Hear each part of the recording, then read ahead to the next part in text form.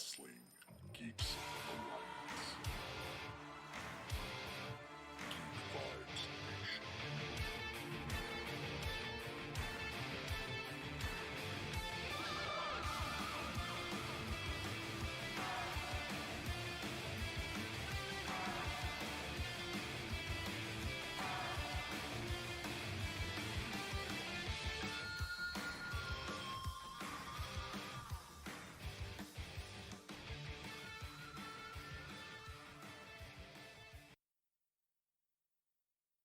Hello, everyone out there. How are you guys doing today? Whatever day that you're listening to this, I hope you're having a great time. This is another enticing episode of Wrestling Geeks Alliance, a weekly show that me and Chris do, Christopher Brother Ray Patton, my co-host, twice a week where we review and go over the news within professional wrestling.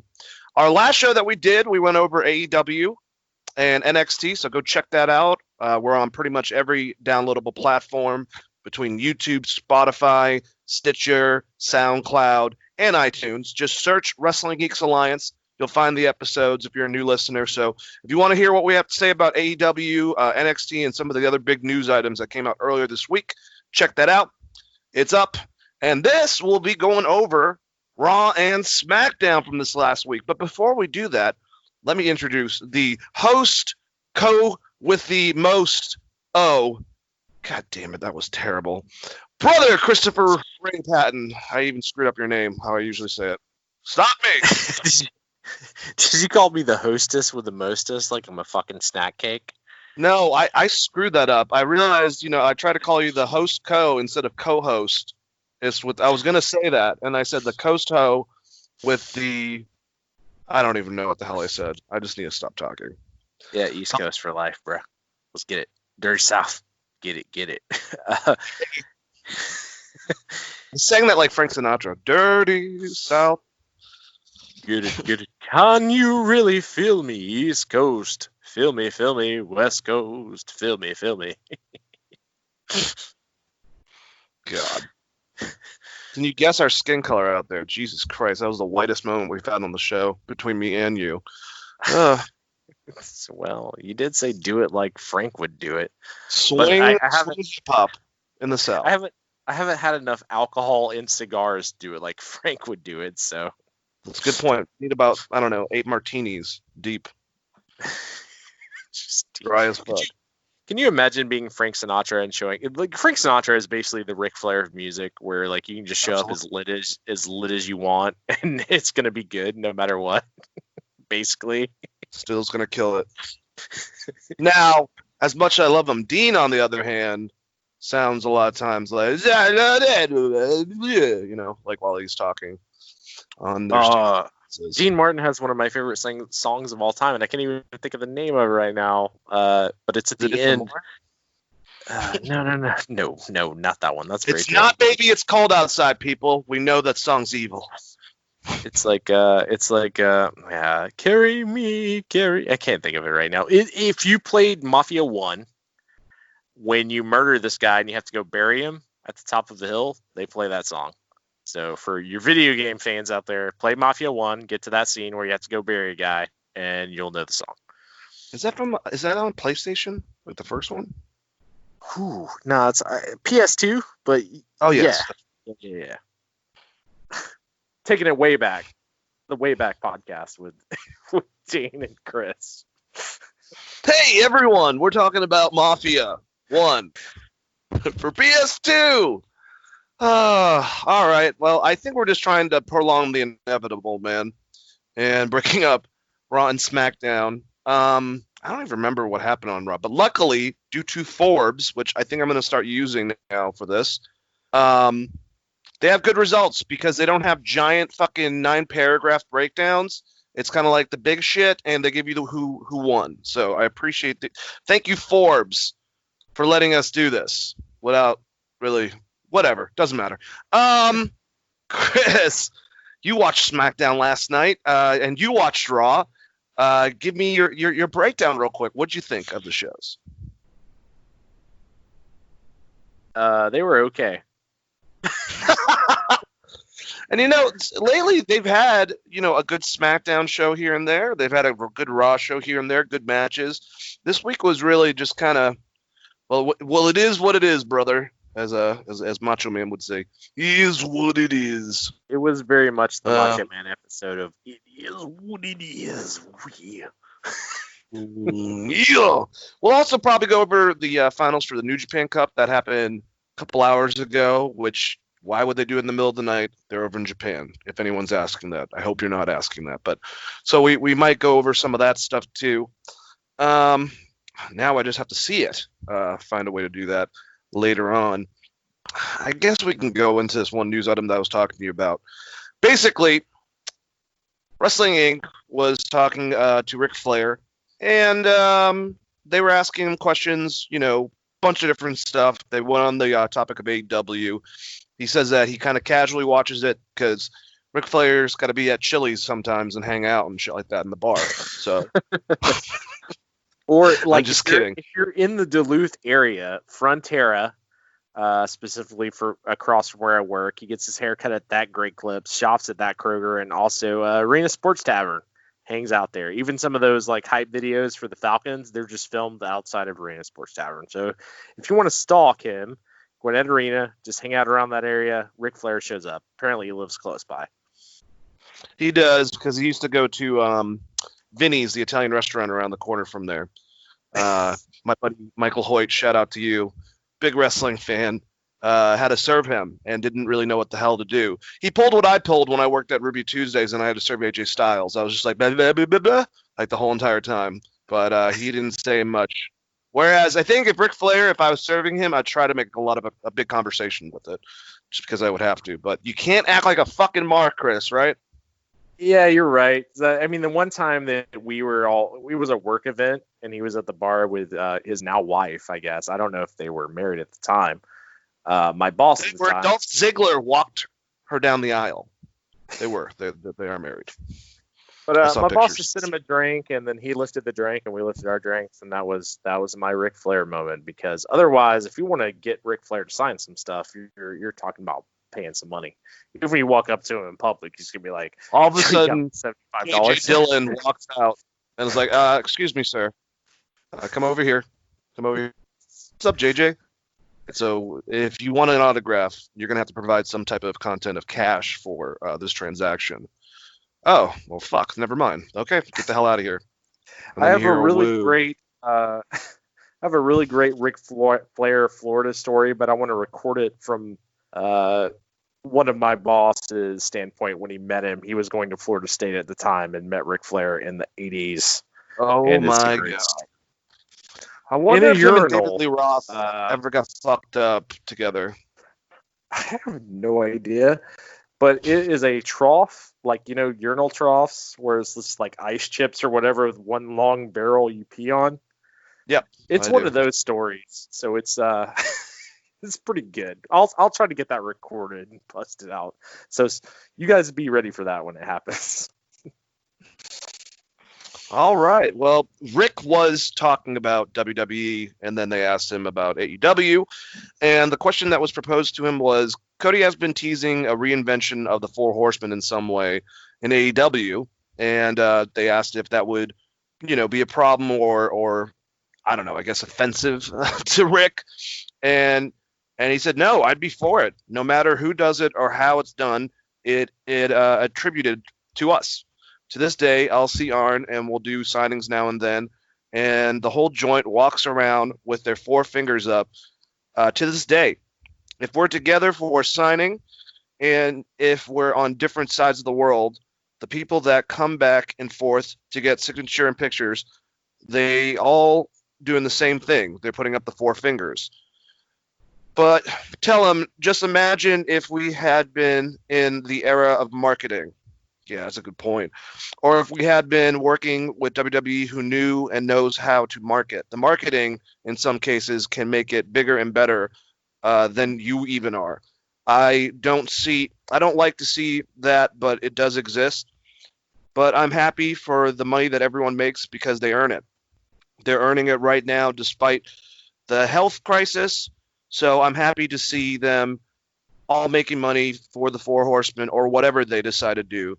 Guys like Arn, and I hope myself, Tully, Barry will always have a place. And of course, the infamous J.J. Dillon. And he laughed. So that was the statement basically was Ric Flair said, like, I don't care, man. He also talked about Cody in depth and like how proud he is of him with his dad. And it seems like Rick's like, as long as they're fucking, bringing money back to me and keeping that shit alive, go for it. But he's very well aware that Arn and Tully are kind of involved in the progress, and also made a concept unrelated to this, but kind of revealed that at one part in time, what's going on with him and Randy Orton was suggested to WWE along with the Revival, and that's when they decided to say, screw it. We kind of heard about that, not knowing Rick's involvement. And I'm assuming that was kind of going to be like a mini Horseman concept in the WWE, but they didn't go for it. And soon after that, the Revival left. So hearing about all this information, it's nice to have the okay from the Nature Boy. But Arn's the founding member, for one thing. I love Rick. It's cool to hear him say this, but it really seems like he's like, well, there wasn't really great advertising for us back then, so now we're reaping the benefits now that people are keeping the fucking trademark alive. So make 1 million Four Horsemen. Woo! And then he walked off. And they cued that WCW Four Horsemen theme that's so badass. The best Four Horsemen theme. I mean, like, of course Rick doesn't care. He's done this across multiple platforms, right? He did this. Evolution is kind of just Four Horsemen to some extent, right? And he did it in TNA. I mean, he is the Nature Boy. Was he the first Nature Boy? I don't know. We should. I think Feels like I'm missing a major name. Buddy Rogers, I think is his name. Oh, man. Weird. It's really weird that he was like, I want the Nature Boy moniker, but I'm going to act like Gorgeous George.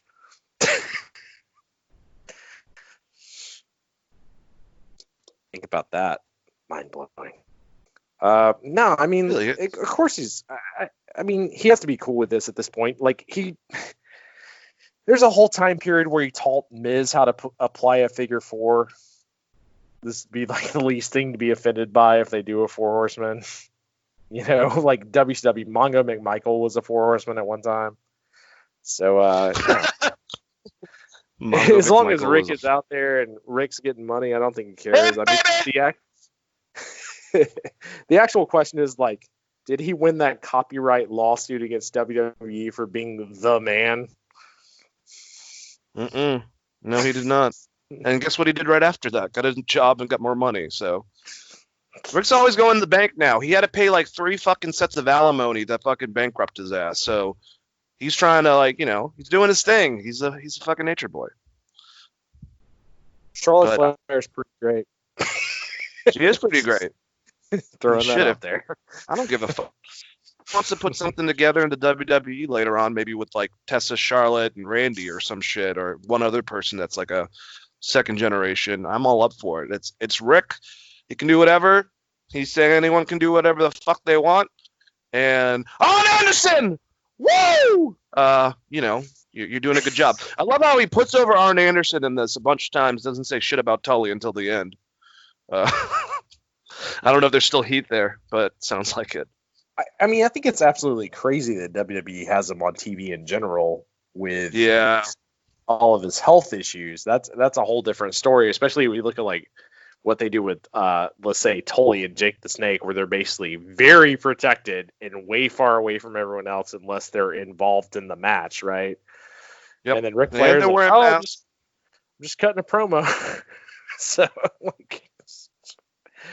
but it is Ric Flair, so what? I mean, Terry Funk's probably somewhere cutting a promo right now. I think he's in the old ECW arena just cutting a promo, just with no one there. I hope he records it. Love Terry. Yeah, that would be the best. You sons of bitches out there in the world, I'm gonna fuck all of you up. Terry's a heel again, and I'm still crazy. Do you want to see me hit Tommy Dreamer in the head with a chair? Tommy Dreamer's on Twitter like, why is he trying to hit me with a chair? No, if that was the case, Tommy Dreamer would start driving towards fucking Philadelphia immediately. He'd be like, "Oh my god!" marking out in the car again, like he wants to hit me in the head with a chair again. It's not like Terry's gonna do much damage, anyways. The chair's gonna be out of his hands by the time he comes down with it. So, I'm just saying, he's getting older. He's getting up in age. So, all those guys, man, it's crazy that they're getting so old. We're getting old, Chris. We're getting old, and they're getting really old. Terry is 78, 79, and Rick's 70. I want to say 73 or 74. It's I get crazy. so scared when you look at the how old the older late 60s, early 70s amazing rock artists are getting, and you're like, God damn, Paul McCartney's like almost 80. So what the fuck? Is the real question, like, who's going to live longer? Because Paul McCartney's just going to live forever because he's vegan and takes really good care of himself. Keith Richards or a house cat. Keith Richards and Terry Funk. Who you got money on? God, I think Terry's got this. Even though it's kind of crazy, and he's putting so much abuse on the outside of his body and probably the inside too, but much more on the outside. Keith's insides are held together by glue and fucking thumbtacks, is what I'm assuming. And plus, if Terry knows we have a bet going on about it, he's going to challenge him to a barbed wire match. So, son of a bitch, I'm calling out Keith Richards of the Rolling Stones. All of our listeners out there, do yourself a favor and look up Barbra Streisand's Nose, which is a sick Japanese single release by none other than Terry Funk on vocals, singing an actual song. It's pretty. He did that? God damn! Or watch Roadhouse. I'll cue it at the end of this episode because I don't think we're gonna get copywritten for like the Terry Funk single from Japan. I'll just throw it at the end of the episode. So if you made it this far, at the end you'll get to hear a great Terry Funk Japan EP. That is the best thing that someone's put out for their last, main events, Chris. That was better than what Raw or SmackDown's put out for main events. We're giving you the chance to listen to Terry Funk sing about Barbra Streisand's Nose from New Japan. Like, you guys are fucking, you're gonna get it. So I mean, it's not really about Barbra Streisand's nose. It's about like a really hot lady, but then she has Barbra Streisand's nose, so he feels kind of conflicted about it. You got a big ass nose, bitch. Kinda, basically. And then he challenged her to a barbed wire match. Jesus Christ. All right, let's get into Raw. God, Forbes, the way that they break it down, I guess it's because obviously Forbes is huge within financial and they kind of go over every aspect like that and combine it with entertainment news. But I'm pretty sure these are the numbers for them. So Raw had, for Raw, it was 1.735 million viewers. Pretty much, I think it's the exact same as last week, right around. And they've definitely been decreasing as of recently, as in the case of June 15th and then June 22nd, they had a dip. And their Raw key competition was COVID-19 coverage, which obviously a lot of people are watching that, and The Bachelorette. And over 8 million viewership of the different clip breakdowns on YouTube. So I know that they like all that shit. Anyways, let's get to the stuff. This first part actually was probably one of my favorite promos that's been done in a while, and I'm very conflicted. We saw this happen with Drake Maverick. He ended up getting his job back, or already had his job, or he was furloughed, but they told him, we're going to bring you back, just wait. And then people gravitated towards his promo with leaving or whatever. But Heath Slater doesn't seem like he's working with the company anymore. So even though I really, really like this, and it was from the heart, you could tell that it was real, because of everything happening. Them taking advantage of this, even if he's getting paid and bringing it to his kids or whatever, is it just me, or is it still kind of fucked up in general, Chris?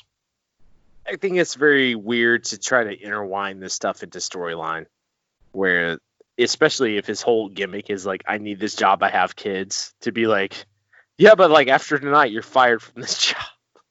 It's kind of fucked up. I do like that Heath Slater is so involved with Matt Cardona and oh man, why am I slipping on his name right now? The other Edgehead. Oh, Zach, or God damn it! This short of a time period, and we can't remember his real name or his Myers. Myers is his last name. I can't think of his first name right Brian now. Myers.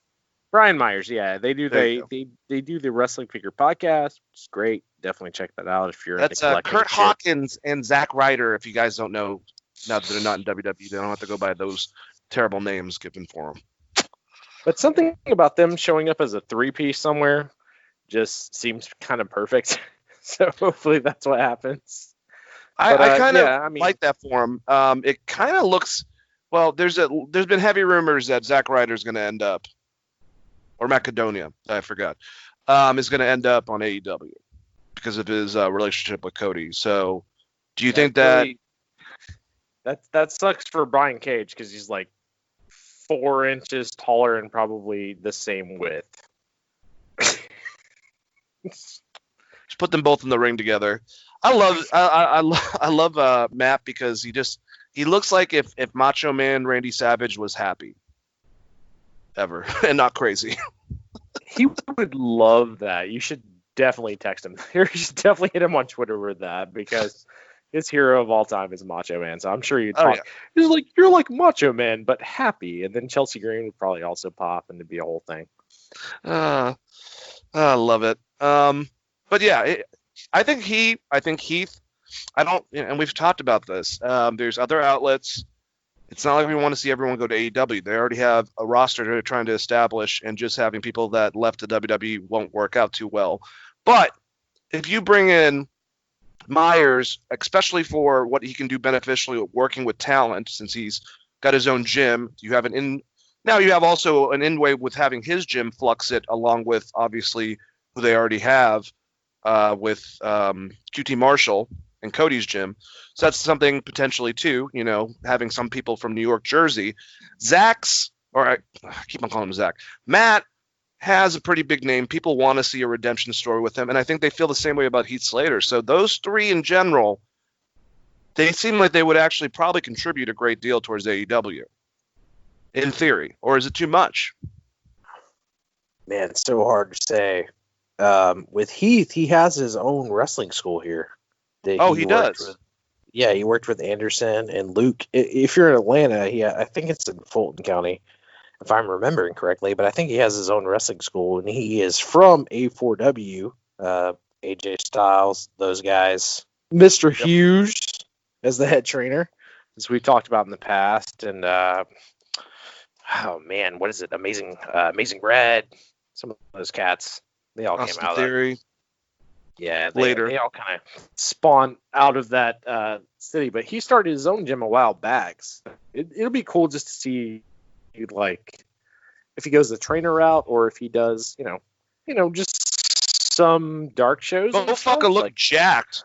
BTW. Oh, he's Heath? Yeah, he looked like he's been working out throughout the pandemic. He should have told Galloway that he's like more accomplished. He's like, remember when you were like on the Impact and I was a tag champion? Yeah. Nobody wants to talk about that. But he is also the only one in that group not to have the World Heavyweight title. Jinder actually got it. Jesus Christ. Where was Jinder? Where was the modern Maharaja to add that extra little kink in this? If you're actually wondering, they were thinking about going with that storyline and they decided to nix it.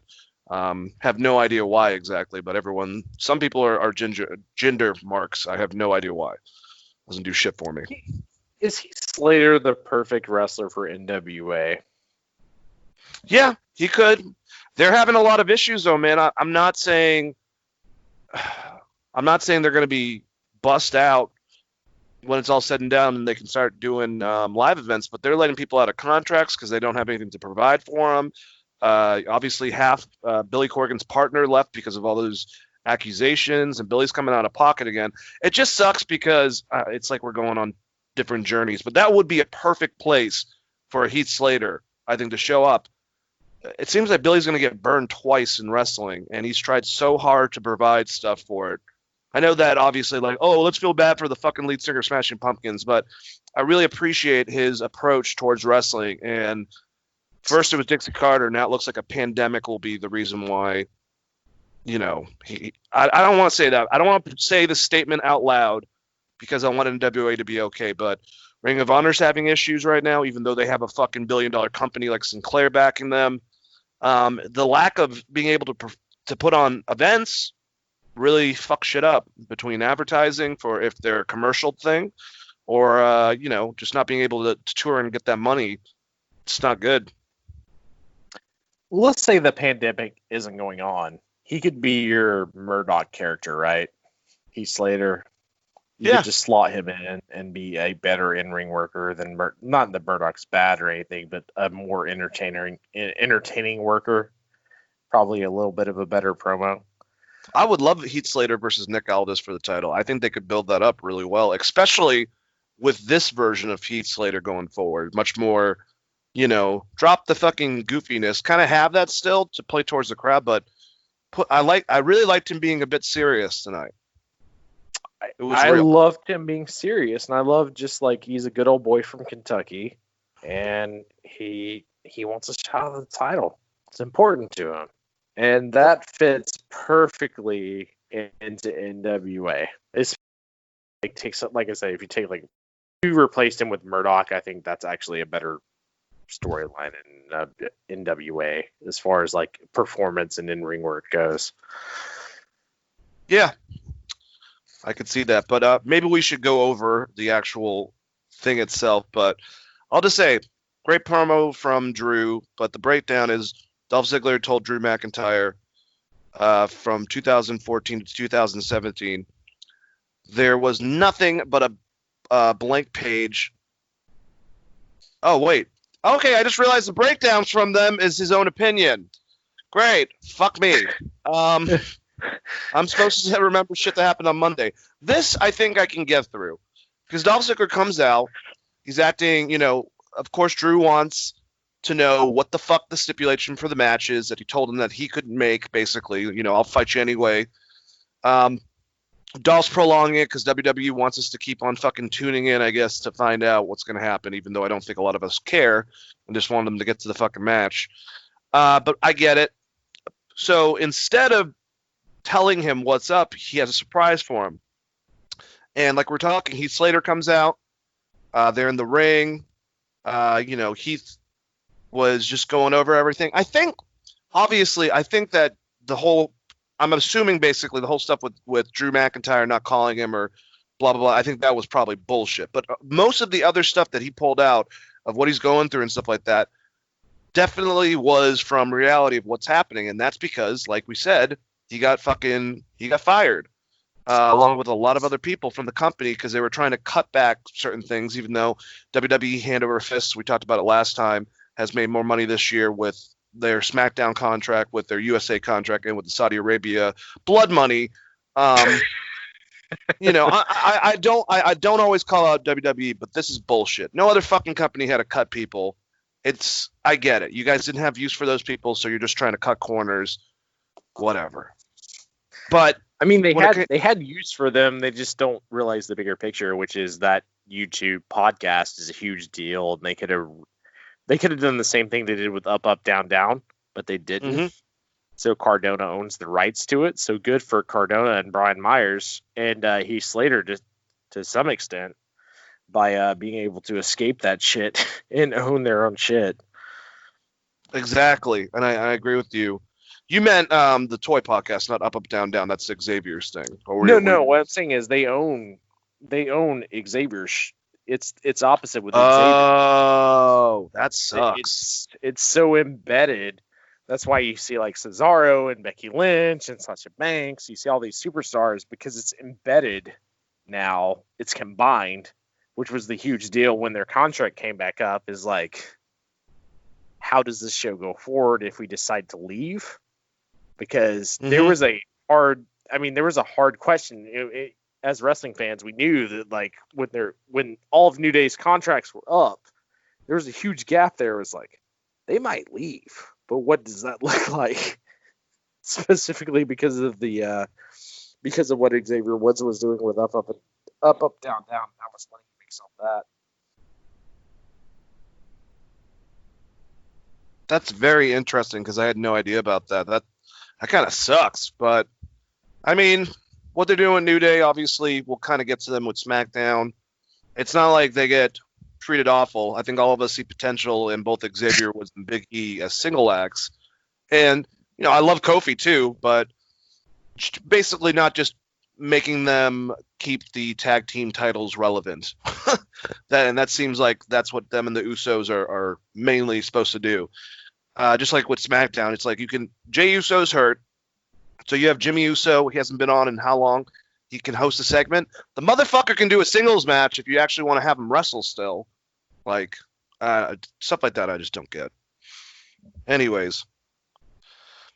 So when Heath comes out, he kind of brings up the fact that, within storyline at least, that when Drew was fired years ago, after they were a part of three-man band and everything, he was contacting him every week, congratulating him on any of his victories within, whatever he was doing within wrestling, within the indie promotions and shit.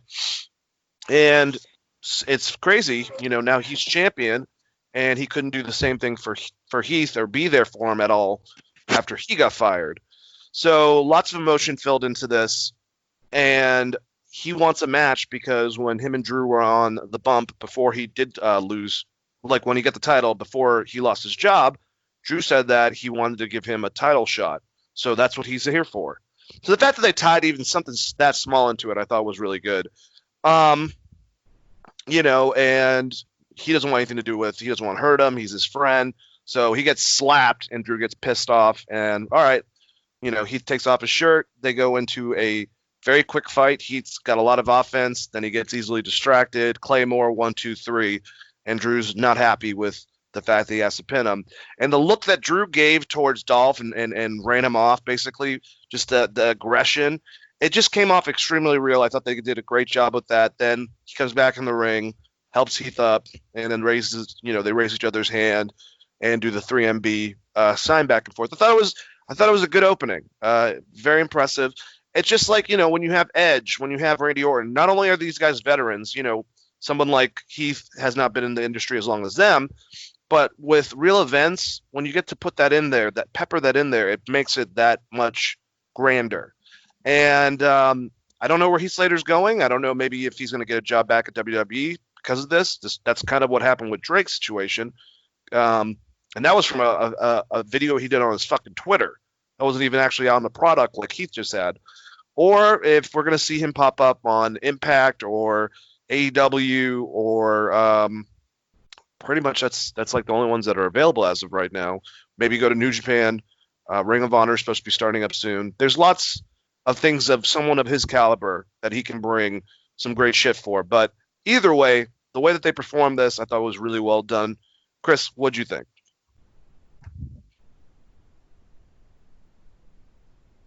Would it blow your mind if he was the surprise wrestler for Slammiversary? That would be crazy. Especially after just the show, because it's a one-off contract. So him coming out, could. If he shows up anywhere and just him coming out in general, it kind of gave me like a Lex Luger vibe when he came out on Nitro randomly. I was like, whoa, this is not supposed to be there. Because I didn't see any of the reports that he was going to be on Raw beforehand. I was like, what the fuck? So I'm happy about that. Yeah, it was very weird. It was a good opening segment. Is Dolph Ziggler more over than Heath Slater at this point? Yeah. That's the real question, because they've done their best to make sure that guy just is always just going to be a guy that's thrown in with people, right? Yep. So I mean, to me, that was the weird part about it. But I liked the build up. I liked the 3-man band callback. It would have been great if Ginger just showed up all jacked and pissed off, and then he just, was like, for this one night, 3-man band. You know what I mean? Like, it's not gonna hurt him. Like, they're just all there. And then Jinder comes out and he's like, "Hey, I'm not a stereotype anymore, guys. I'm a band guy again." And Jinder he's joins got the to lose band. like he's got to lose like 40% muscle mass. Get back. I don't know if he should do that. Get That's back. one of his only things he's got. Ugh. I mean, still to this day, I just think about Randy Orton throwing that Singh brother like 75 feet in the air and going, "Oops." Like, he knew immediately. He was like, "Oh, that was too stiff." Like, guy, that poor bro. Oh, Lord. But yeah, and we kind of had a, I guess, similar thing, because the concept that's been going on for a while is what's going to happen with Kairi Sane going forward. Is she off? We didn't know if she was off Raw now, if she was going back to Japan, which has been rumored, because her contract's coming out. And it kind of threw me off in a good way with this next segment, because Sasha and Bayley come out. They got more nicknames. They're the greatest title, blah, blah, blah. And I think that they're doing actually a pretty good job with this. They have excelled more so with this whole entire gimmick of being these two fucking prick heels. And it's probably because of the fact that we've seen them on every fucking product. But, that's what they've been doing as the tag champions. But, whatever happens, then Asuka comes out, she starts talking shit, and she basically challenges Sasha. Is it Sasha that? Yeah, she challenges Sasha, and Sasha's like, "I'll take you on," blah, blah, blah, blah. She's like, "Oh, not against me." Enter Kairi Sane. And it was because of DQ, which I hate those endings, but they love to do them in WWE. Kairi Sane defeated Sasha Banks, but it's because of Bayley and fucking Sasha's bullshit. But they're heels. But actually, the match that we got between Sasha and Kairi Sane, for as short as it was actually good. I mean, who knew that two fucking amazing wrestling females can put on a good match? But yeah, it was it. But it's still, I don't know if we have her coming out. I think they're going to be doing 2-on-2 on Monday between her and the Kabuki Warriors, or Bayley and Sasha and the Kabuki Warriors. But after that, I don't know if Kairi Sane's going to be coming back, or if she re-upped, or what's going to happen with her. What do you think's going on with Kairi Sane, and what do you think of this segment and the match between Sasha and Kairi Sane? I mean, it's just it's progressing the storyline. So the match itself, I thought, was fine. The Kairi Sane aspect of it is what makes it interesting, like you said, with the contract. I don't think she's going back to Stardom, just because she's not going to make the same amount of money that she's making now, right? And also, you still have Asuka there, so you have a little bit of a relationship, and Io is there.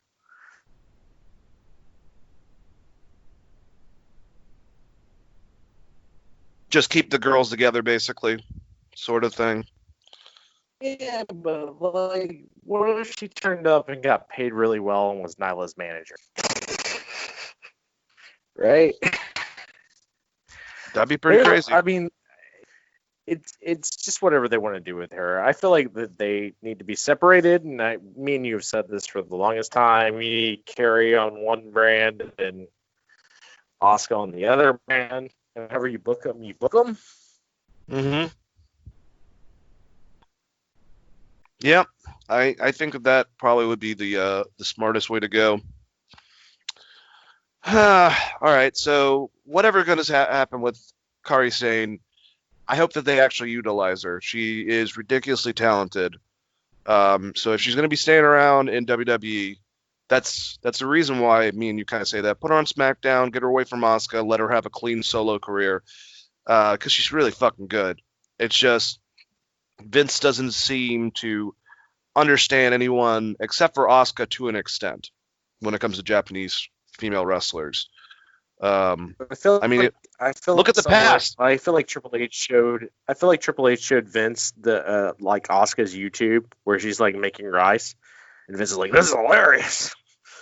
This And is some that's good the shit. only reason he's getting, yeah, like Uh, anyway, so after this, we had a replay of last Monday when Seth Rollins beat Humberto Carrillo and Aleister Black in a tag team match, then tried to blind Carrillo after putting the Rey Mysterio mask on him. Camera cut backstage, and we see Aleister Black pinned down under some metal rods, wearing a Rey Mysterio mask, and Seth and Murphy say, that's a damn shame. Basically, that I guess he's not going to be able to be a part of the match later. And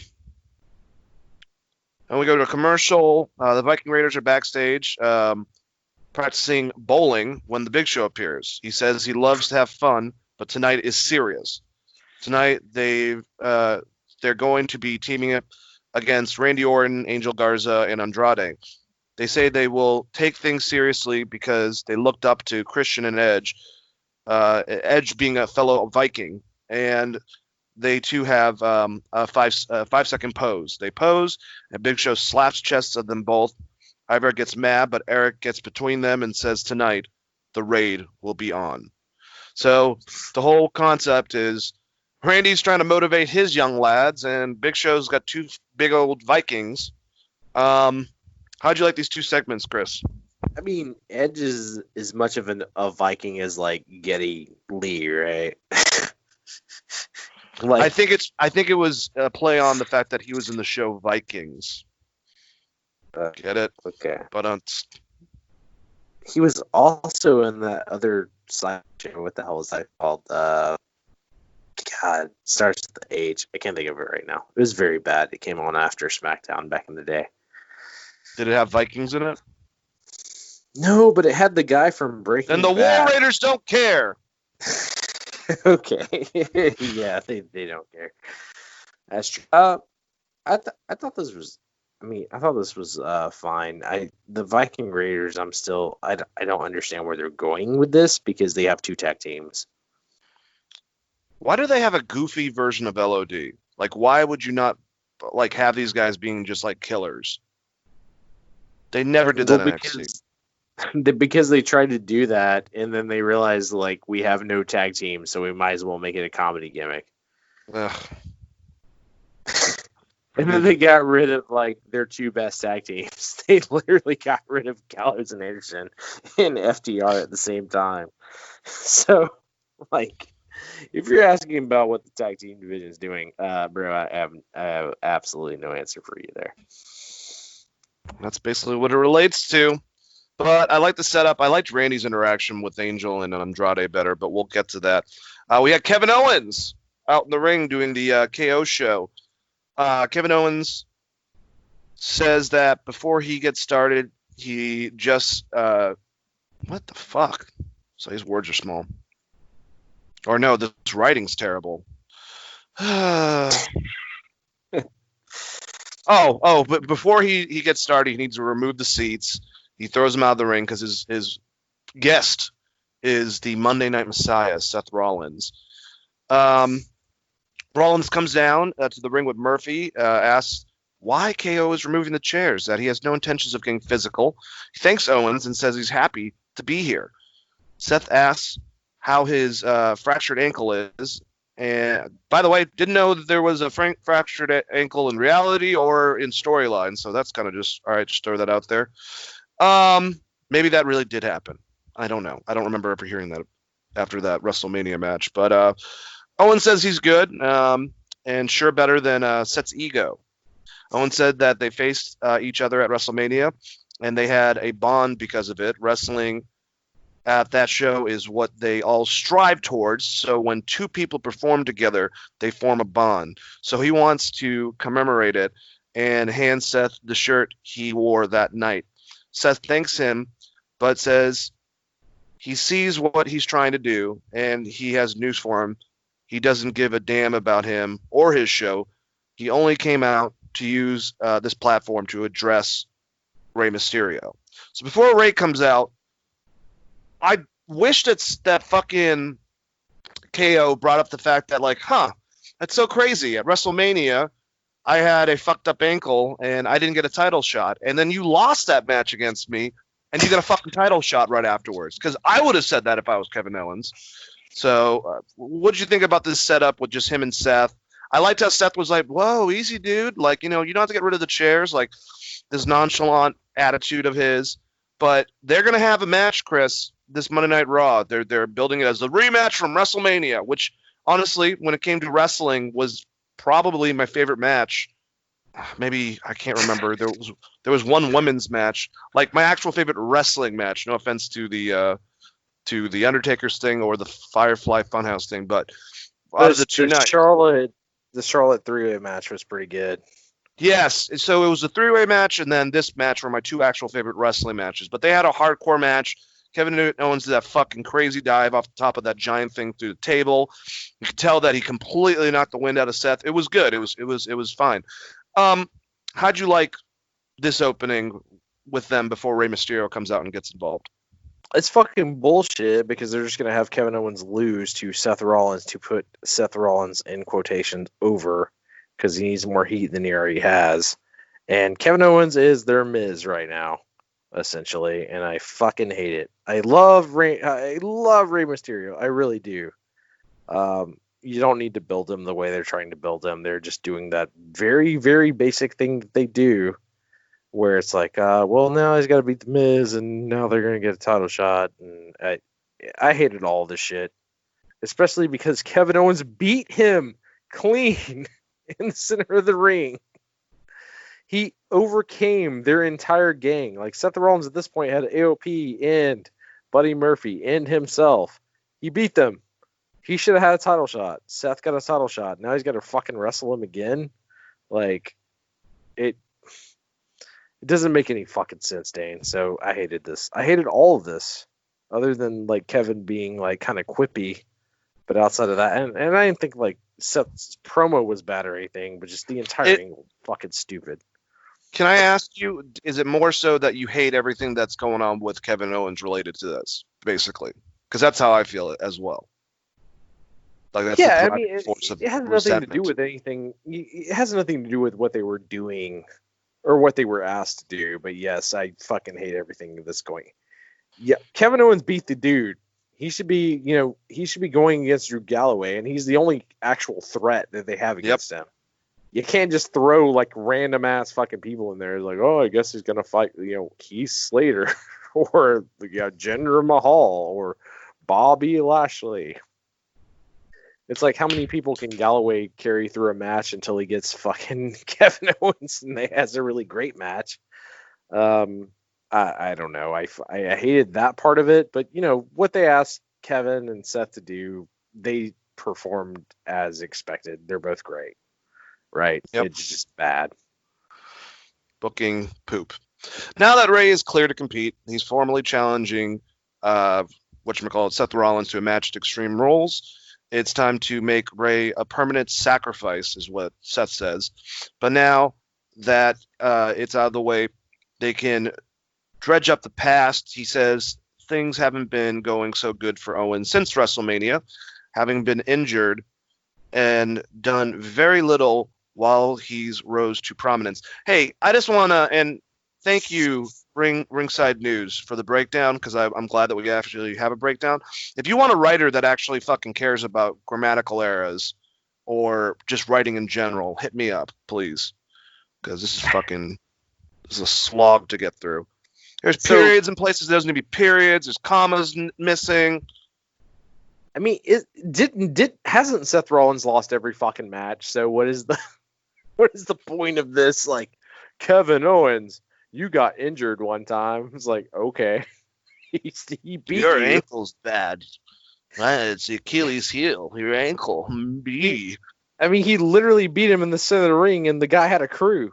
Like, what does that say about you? Like, I mean, I know it's supposed to be heel shit, but like at the same time, it's a super dumb argument. And also, Seth Rollins doing the Messiah. I mean, it's pretty bad. Seth Rollins is at best a chicken shit heel, and maybe a guy that would, like a Roddy Piper, rake the eyes, be a real asshole kind of. Dude, that's what I want. And not we said rake the eyes, not rip the eyeball out of the fucking head. So that's what it's basically. The match between Rey Mysterio and Seth Rollins is going to be an eye for an eye match, where the person has to rip the other person's eyeball out of their head, apparently.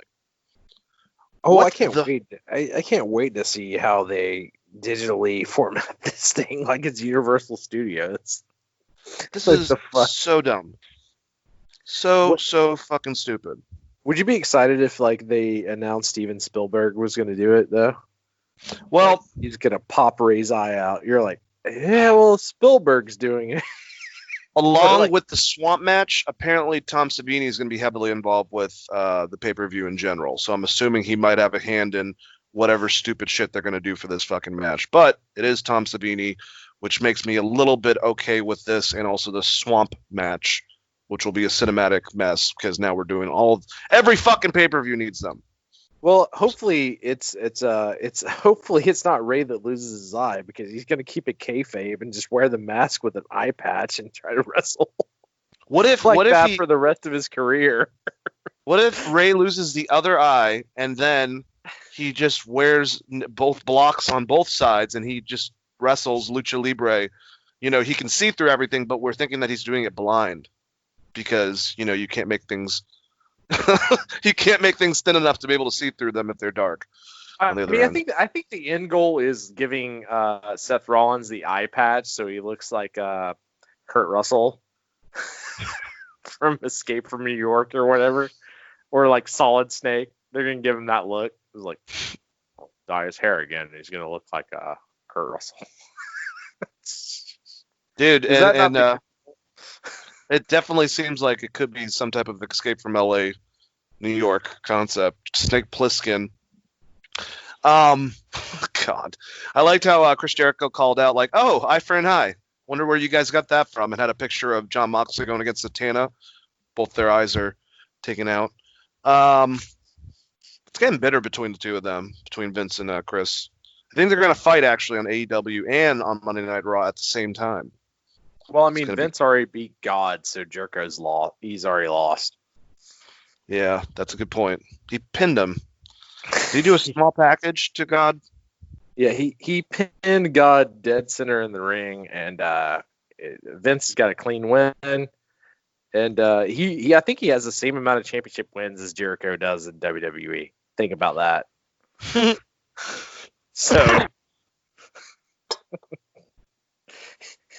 Oh God! All right, Jericho, please don't get mad at me. I'm just kidding. Like if you break listen to the this, walls down. I love Stuck Mojo. They're from Atlanta. I mean Fozzy. Oh, you're becoming the Judith in his mind. The Judas in his mind. I mean, not Judith. That's a different song from Perfect Circle. Anyways, Someone just rang my doorbell. Oh, it's Sammy Guevara. He's still singing Judas. It's outside. Can't he's let him. outside. He's suspended. Huh. He's not allowed. Yeah, he's outside. I have no idea, Uh, man. Ask him. So we basically had the match with Seth Rollins and Murphy, and Ray didn't have a tag team partner anymore because Aleister Black. And we got Kevin Owens. He's like, well, I'm fucking here. I'll do it. And it was a pretty good match. We returned to find Ray beating up Murphy in the corner. Then the Lucha Legend hits a springboard crossbody. Ray knocks Murphy from the ring, hits a baseball slide, then a Hurricane Rana from the apron that slams Murphy into the barricade. Back in the ring, Ray goes for a crossbody, but Murphy rolls through a pin attempt. Owen tags in and punches Murphy down in the corner. Murphy gets chopped down and slammed into the turnbuckle, then whips hard into the opposite corner. Owens hits an atomic drop and a lariat for a 2 count. Murphy breaks away and makes a tag, and Seth comes in fast with right hands to Owens. KO fires back with a lariat and a senton. Seth rolls outside, and Owens goes back after and slams him into the apron. Back inside, he gets back inside, and tags are made for both men. Ray landed awkwardly after a back suplex, but recovered with a head scissors to Murphy that landed him on the middle rope. I remember that. It actually did not look too good. Ray gets distracted by Seth, allowing Murphy to hit the Enziguri. Dominic then distracts Murphy. So Ray and Dominic are pulling some heel shit. They're not fucking around, Chris. So him and Seth try to intimidate him after punching Owens. Rollins rakes the eyes of Dominic. Rollins rakes the eyes of Dominic. Yeah, that's right. Then him and Murphy run to the ring to avoid the incoming of Ray and KO. And the heels have the high ground. We go to a commercial break. It's actually not too bad of a breakdown. It's not too long. Back from the break, and Seth is targeting the ankle of Kevin, stomping it and implying a half Boston Crab. Seth lines up a shot in the corner, but runs into a super kick, and both men are down. Tags to Ray and Murphy, and Mysterio hits a springboard senton, tilt-a-whirl slam, and a head scissors into the ring post. Rollins and Murphy both get dropped on the middle rope, but both slide out of the ring. Rollins grabs Dominic from behind and starts backing up the ramp, but out comes Aleister Black. Seth drops to his knees on the ramp. Murphy gets Ray back in the ring, but Dom rakes his eyes and sends him inside. Ray hits the 619 and a splash for the win. Rey Mysterio and Kevin Owens. Are you surprised that Kevin Owens didn't get beaten in this, Chris? Heavily surprised. Why would they not take the loss in this match that means nothing against people that don't actually have a storyline going and the guy that doesn't have a contract? We haven't talked about this, but we should talk about the the elephant in the room. Rey Mysterio is just wrestling for contract to contract, week to week right now. Yep. And he's in a major storyline, right? Yep, the word is, from Dave Metzler, is that Ray is trying to make good with his son being trained, obviously, within WWE. So that's causing a conflict of him leaving the company, even though I think creatively he'd like to. But WWE's been pursuing him to sign another contract, and right now he's doing week to week, event to event, which Ray's honestly someone that, in reality, I think you can agree with me, Chris, has the integrity where he's not going to fuck over WWE by just like showing up at AEW, a la Lex Luger, like we were talking about. But at the same time, it's a crazy concept, and it seems like Ray probably does want to bounce, but wants to make sure Dominic's, not going to be fucked over if he does that. It definitely seems like he's going to carry him wherever they go, right? So if they go to, it's a package deal, I think, with Ray. But I think that AEW would take him and put him in one of the places that we've talked about, whether it be Cody and QT Marshall's gym or some of the other ones available, get him a good training, and then probably use him. So, also, how is Dominic like 7 foot taller than Rey Mysterio Jr.? Yeah, he's Walter, man. I joke about that every time. That's the entire concept of Ray right now is weird to me, because if you're not gonna like give him a title shot or a title run or give his kid a title run, why does he have any reason to stay? He can easily go work New Japan, and he could throw like his son in the Young Lions tournament, or he can easily go run. Yep. They could easily go work AEW, right, as a tag team, and he still can get training. It doesn't have to be at the Performance Center. I mean, it's kind of weird, though, at the same time. Even if Ray wants to get out of his contract, wouldn't you want to have another second-generation person you've already premiered on your show go and be a part of NXT?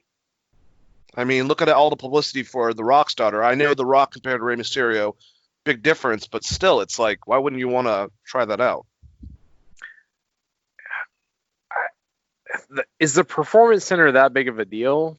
When you look around the landscape of wrestling and realize that, like, he was trained by his dad in Lance Storm. Yeah. I mean, I think it's a fucking different scenario with Ray's. I don't know. I feel like they're gonna fuck this up somehow, and it should be very easy. And Ray probably should have just beat Brock Lesnar for the title during that feud. Honestly, yeah. And they already. Who's the guy that wore the El Toro mask?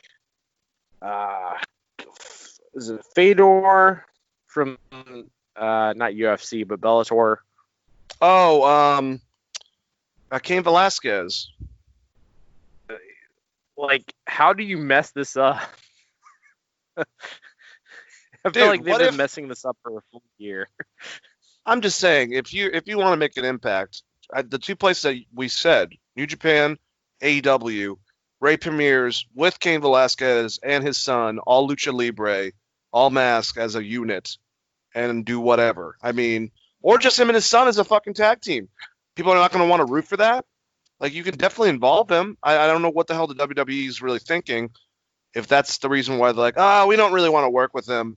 So, but we want you here so we can put you on the sidelines so you won't work for fucking AEW. That's what it comes off as. They're like, we're very scared of you cutting great babyface promos, Ray, because you've been on fire lately. So we're gonna need you to calm down, and you're gonna have to work against Dolph Ziggler next week. Like, Wait, didn't he just get a title shot? Dolph? I mean, yeah, but he's gonna get his head kicked off, so it's fucking actually matter. No, not at all. Yeah, and I really think that there's a good chance that both Rey Mysterio and Jeff Hardy will be on AEW in the future. I know I just talked about the not need of having every ex-WWE person come over there. But when it comes to someone like a Jeff Hardy or Rey Mysterio, I think that you would be stupid not to try to fucking grab them if they're not going to be working with WWE, because they will let them do their own thing. They will be able to really have creative freedom over there. Or, like you keep on saying, there is New Japan. I mean, even if you build a relationship with if you have Jeff Hardy and Matt Hardy, you can send them to New Japan and build a relationship, or MLW, or anywhere else in the entire world where you can switch. Yeah, talent. it seems like they're willing to do that with certain talents. Remember Cody, Kenny, who else? John Moxley, obviously, because he's a champion for them, and Chris Jericho. They can all go over there, and then you have MJF. It sounds like Pillman Jr. could be one of them that can be interchangeable with MLW. So they're good at working with other companies. Yeah, I don't see any reason. I mean, unless Ray just wants to get his son to the top tier. Yeah, he does. Of WWE, that WrestleMania or that Royal Rumble win, which I don't know that unless like Ray passes unless they do a big storyline where Ray passes the mask down or something, he's not Rey Mysterio Jr. You know what I mean? Did Rey Mysterio's uncle, the original Rey Mysterio, did he stop wearing the mask once he passed it to Ray? Because I have to assume he was still performing. I don't think so. Because I mean, but they were also trained by the Guerreros, right? They all came out of the Guerrero clan. So it's I don't know, but you know what I mean. You need some kind of passing of the torch if you're going to have Ray. If you're going to long run with Ray's kid. God, why can I not think of his name? I feel like such an asshole. Dominic, who I thought he's had some pretty good promos. He has. Like stepping in and saying what he needs to say at the right time. Like, I thought he's been pretty good at that. But it's you also watched your dad get his ass beat by Brock Lesnar, and your friend who came out and saved you get his ass beat by Brock Lesnar. It's kind of hard. It's kind of hard to come back from that. I guess. I don't know. I guess I'm a little torn on what they're doing. Dominic and Ray as a tag team versus like Lucha Brothers and AEW, like that'd be pretty fucking awesome. Yeah, that would be really fucking awesome. And remember, Ray was involved in the first thing that created all of this with All In. He was in the fucking main event, even though we got a shortened version of that, unfortunately, because everyone went over on their time. Looking at you, even though I love you, Okada and Marty Scurll, I don't know how I feel about you. Yeah, it's hard to feel any way about Marty Scurll right now. It's not weird. Dude, a couple weeks ago, I would have been like, I love you, Okada and Marty Scurll, but I'm talking to you. But I can't even say that now anymore. Okada's She's just only like, 16. Okada's like, you're lucky I didn't take the entire show. Yeah, no kidding. He gets the broom. The fact that he was a part of that first incarnation, man, it's like, God, can we just get him for just give us him for a month, man, just over here.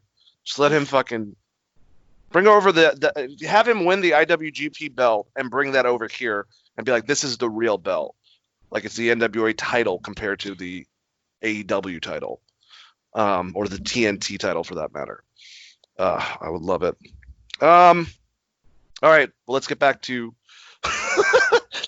talking about Raw, Chris. I know that you want to so bad. God damn it. I've been trying to escape this the entire time. I lost my position of where I was. I lost my position in my brain. Charlie Caruso interviews MVP and Bobby Lashley backstage. She starts to talk to him about Apollo, but Lashley says he's crushed him, and it won't be long until he loses the United States Championship. And MVP has that next title shot. MVP says that the future of the United States Championship can only be described as ballin'. So we're going to see a new title displayed. We can talk about it now and don't have to wait for the segment. I love the new title. I really do. It's like a little bit of the old WCW one, you know, how it had like the American flag right in the middle, but it's kind of got the new concept where it's painted on there. And so I really, really like the look of the U.S. title. I just wish that they didn't fuck around. This one wasn't too different from the past ones. It was a little bit of the newer one and a little bit of the older one. And then the Intercontinental title, it's a cool looking title, but it's like, couldn't you fucking have kept that like normal? Especially since the one that you had was the title that everyone likes, the White IC Championship. I don't know, I'm rambling too much. But what did you think of the new U.S. title they displayed? It's stupid. I didn't like the current one, honestly, so I like the newer one. I mean, like the belt design, I like it, but like you can't just decide that someone has the. This is the same thing as the Taz thing and the Impact thing they were talking about. You can't just like, all right, here's a new belt, go have fun. I mean, if anything, MVP is supposed to be a good manager. Like Bobby Lashley really didn't lose that match against, Drew McIntyre, right? No. Well, he did, but yeah, I see what you're saying. So why is he not being like, he needs a rematch? He got screwed over by his manager, et cetera, et cetera. Instead, his manager's trying to get that damn title. He's like, here's a custom-made belt just for you, Bobby. Well, the thing is, it's not even for Bobby. It's for himself. He's the one who's going against it. Bobby Lashley doesn't have shit to do. He's literally going against MVP, is going against Apollo Crews for the title, and calls this the new title, the real title, because it's the one that's going to be replacing the old one, but that's only because Apollo's out.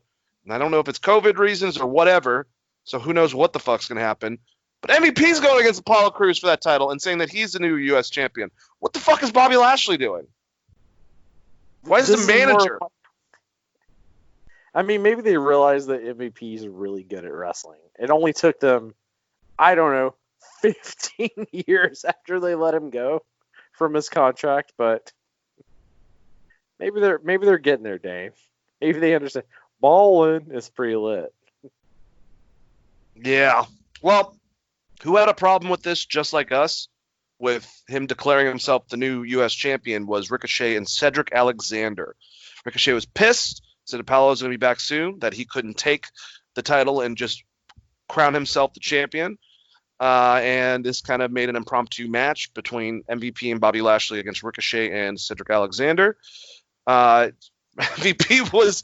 I hate it when they make these guys do this. Like, you're going to go out there and wrestle a match in your suit. What?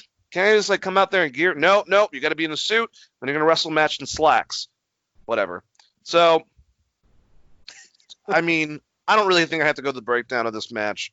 Ricochet and Cedric got a lot of different type of offense that was completely just swatted away, if you will, by MVP and Bobby Lashley.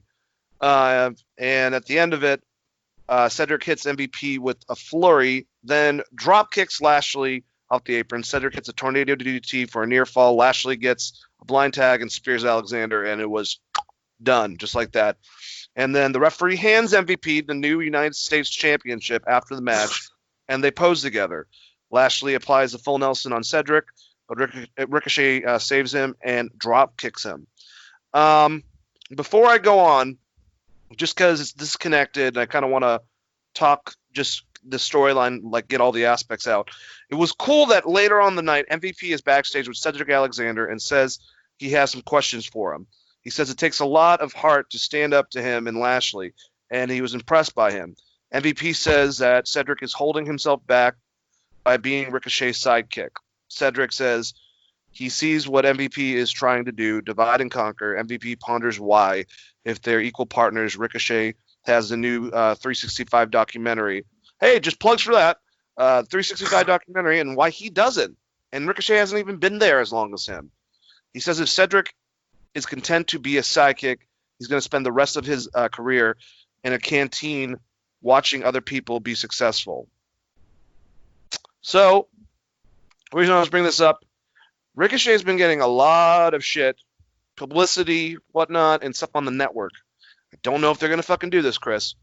It seems like not only going to rip apart a tag team that they never really utilized or let Paul Heyman utilize, Cedric might be going heel, it seems like the Dark Order set type of situation, a la what Mr. Brody's doing right now with, oh man, what the fuck's his goofy ass name? Colt Cabana. Yeah. But they're going to position him against Ricochet. With the 365 documentary, that was actually really, really good.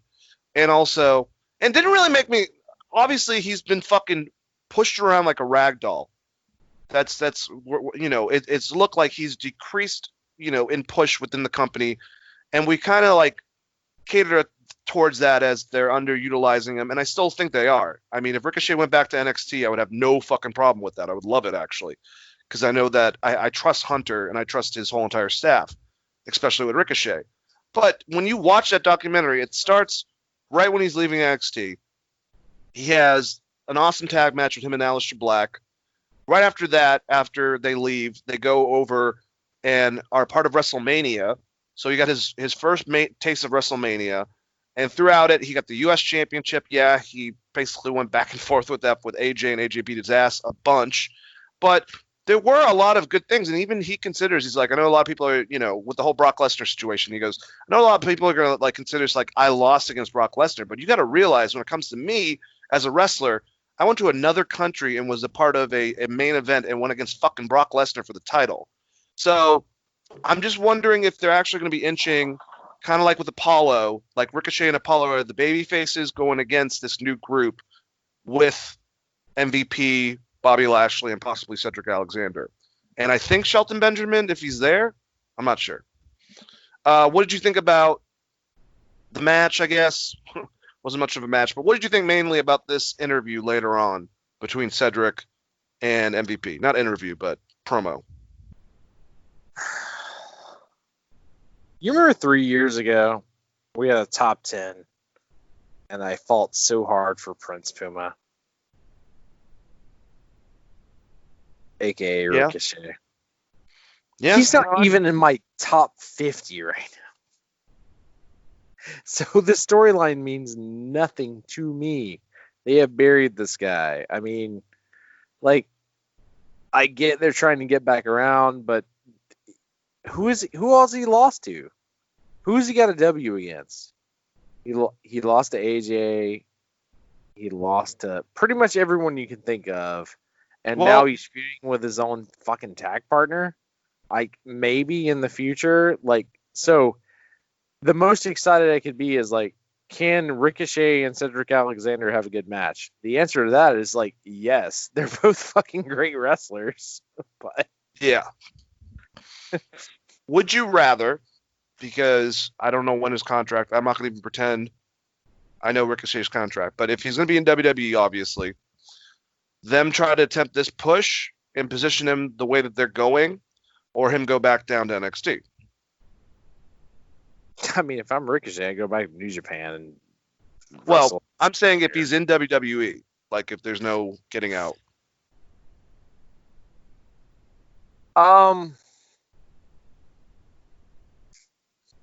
NXT, at least you know you're guaranteed to have like 10-minute matches versus like if something gets fickle, they're like, well, we're gonna need like Baron Corbin to beat you this week in 2 minutes.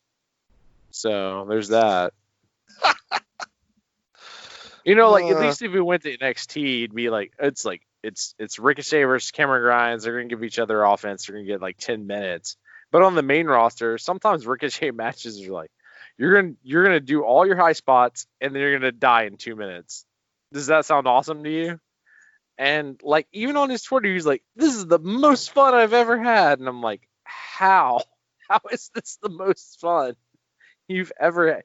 You literally went from like a guy that carried an entire company on his back with Lucha Underground and a huge star in New Japan to even in NXT to like now you're an afterthought. It's very true. Have you watched the 365 documentary?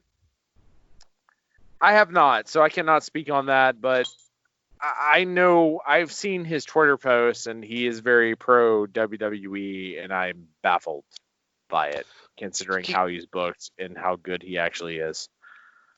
He says it's because basically he's, following his dream. And if you know how a lot of wrestlers look at WWE, not all of them, obviously, but we've seen a rise of wrestlers that have realized that they can make an alternative for WWE, a la AEW and stuff. But to a lot of wrestlers, when they're first looking at what's the end goal, it's to get to WrestleMania. So I guess that's still in his childlike way of thinking about it, probably. I mean, I guess enjoy the pre-show. Yeah, I mean, catering's good as long as I have prime rib. I mean, that's okay. So getting to your dream, is that saying like Sting 1997 versus Hogan isn't bigger than a lot of WrestleManias, though? Like, No, what is your dream? But look at a wrestler's concept. Most wrestlers, they look at WrestleMania and WWE as the pinnacle. That's like a normal view for wrestlers. Has been for years. Not saying, not it downing is, but Sting they're and booking Hogan. him. I mean, they're booking him terribly, so he's not going to get there. But he's only been a part of the company for a very short period of time. 3 years? Since 2018. So, yeah, 2 years. Yeah. But in that time, NXT wins the North American Championships. Not even in their year. They already want to push him on the main roster. I mean, he's not even there for, probably a year, and he's already on WrestleMania. If we look up his win-loss record, it's under 50%. Oh, that doesn't matter in fucking WWE, though. I mean, it does. Like, how do you book this guy? How do you book You put him in a Ricochet that makes storyline. sense to you? I mean, that's the problem, is that there's an old crazy man that's, like, trying to find some spot, I guess, for him. And I don't know if there's a way. I think there is a way for him to redeem himself. It's more what the hell they're going to do with him to redeem himself. And if I trust the creative behind it with him and with Vince and Bruce Pritchard on being able to accomplish that, compared to how I felt about Paul Heyman, who was at least trying, even though obviously he was getting ignored. He is going to be 2008, 2009 Kofi Kingston. Well, Kofi got that title in 10 years, so there's that, I guess. I don't know. Except for, like, Ricochet is honestly one of the best wrestlers on their fucking roster. I know, man. Dude, if I could have him in AEW or New Japan, I would in a second. But it seems to me, based on what you said about his Twitter stuff and what I saw in the 365 documentary, that he's somehow really content with what he's got. Now, if you compare that to someone like a Kevin Owens or Sami Zayn, I don't think it's the same story at all. Sami Zayn always talks not Sami Zayn, but Kevin Owens always talks positively about the company, which is But really do you think he's happy? Do I think Kevin Owens is happy? Because I think that Ricochet might be actually happy. He's just like, all right, cool, I'll see how it plays out. I'm in fucking WWE. I don't know if Kevin Owens has that same ideology. I think he's just a professional. Okay, so like drawing it back to the was it the 365 documentaries they did? They did one with Kevin Owens, right? Yep. And he talked about his son meeting John Cena and John Cena taking the time to sign his son's autograph, and that was like a huge moment, even though he was like, you know, at the time he was a champion. But John Cena was such a bigger star. I think Kevin Owens is the guy that realizes, like, hey, I can get there if they push me right. Sami Zayn and like some of these other characters, they might be better suited other places, honestly. So basically, kind of, if Kevin Owens and Ricochet share this opinion, where it's kind of disappointing is the fact that KO's had a long career, even though his title reign as Universal title champion was cut short by a big stupid idiot that smacks his head into fucking things and shit. Do you think Kevin wishes that he just dropped fucking Goldberg on his head after he saw that God, Taker match? I'm sure Kevin, many like, of the wrestlers wish that. Because when Taker gets fucking posted and gets a concussion, and then, I mean, he can say what he wants to say. He's like, I was just trying to finish the match. I was like, no, you tried to kill Goldberg. Like, honestly, I've never seen Taker put a worse tombstone on anyone after watching wrestling for 20 years. He dropped him right on his fucking head. He's like, fuck this guy. So, Dude, Saudi Arabia is so unlucky for that man. Yeah, I'll do it. No, don't do it, Mark. Don't listen to Vince. Don't go back to Saudi Arabia. Anyways, but yeah, just Kevin Owens. He's at more, not the end of his career, but he's had a fulfilling career, especially before that. Ricochet's still young, and it's like you kind of feel like he's going to be held down with what he's doing in WWE in this contract because he could be utilized more outside of it. well, I mean, he's in a tag team that's not a tag team that they don't acknowledge as a tag team. They're just like, these are two dudes that are together, I know. and they lose sometimes. So, Well, I mean, he went from being like a huge star in NXT to nothing and losing to AJ Styles a lot. And then now he's in a tag team with Cedric Alexander, which nothing against Cedric. Cedric is great. Also, one of my favorite theme songs on the entire show. Great cruiserweight wrestler. I had a ball. Or Yeah, dog. it's very Outcast, so I'm gonna love it immediately. But yeah, I don't know. I get it. I definitely get it. I just kind of we'll try to pull out hope because we don't have any hope aside from this crazy company unless he goes to NXT and we know that he'll be utilized properly. But it seems like he wants to make his niche on the main product because he's seen Austin do it and The Rock and Rey Mysterio and guys he looks up to. So, But he's not that.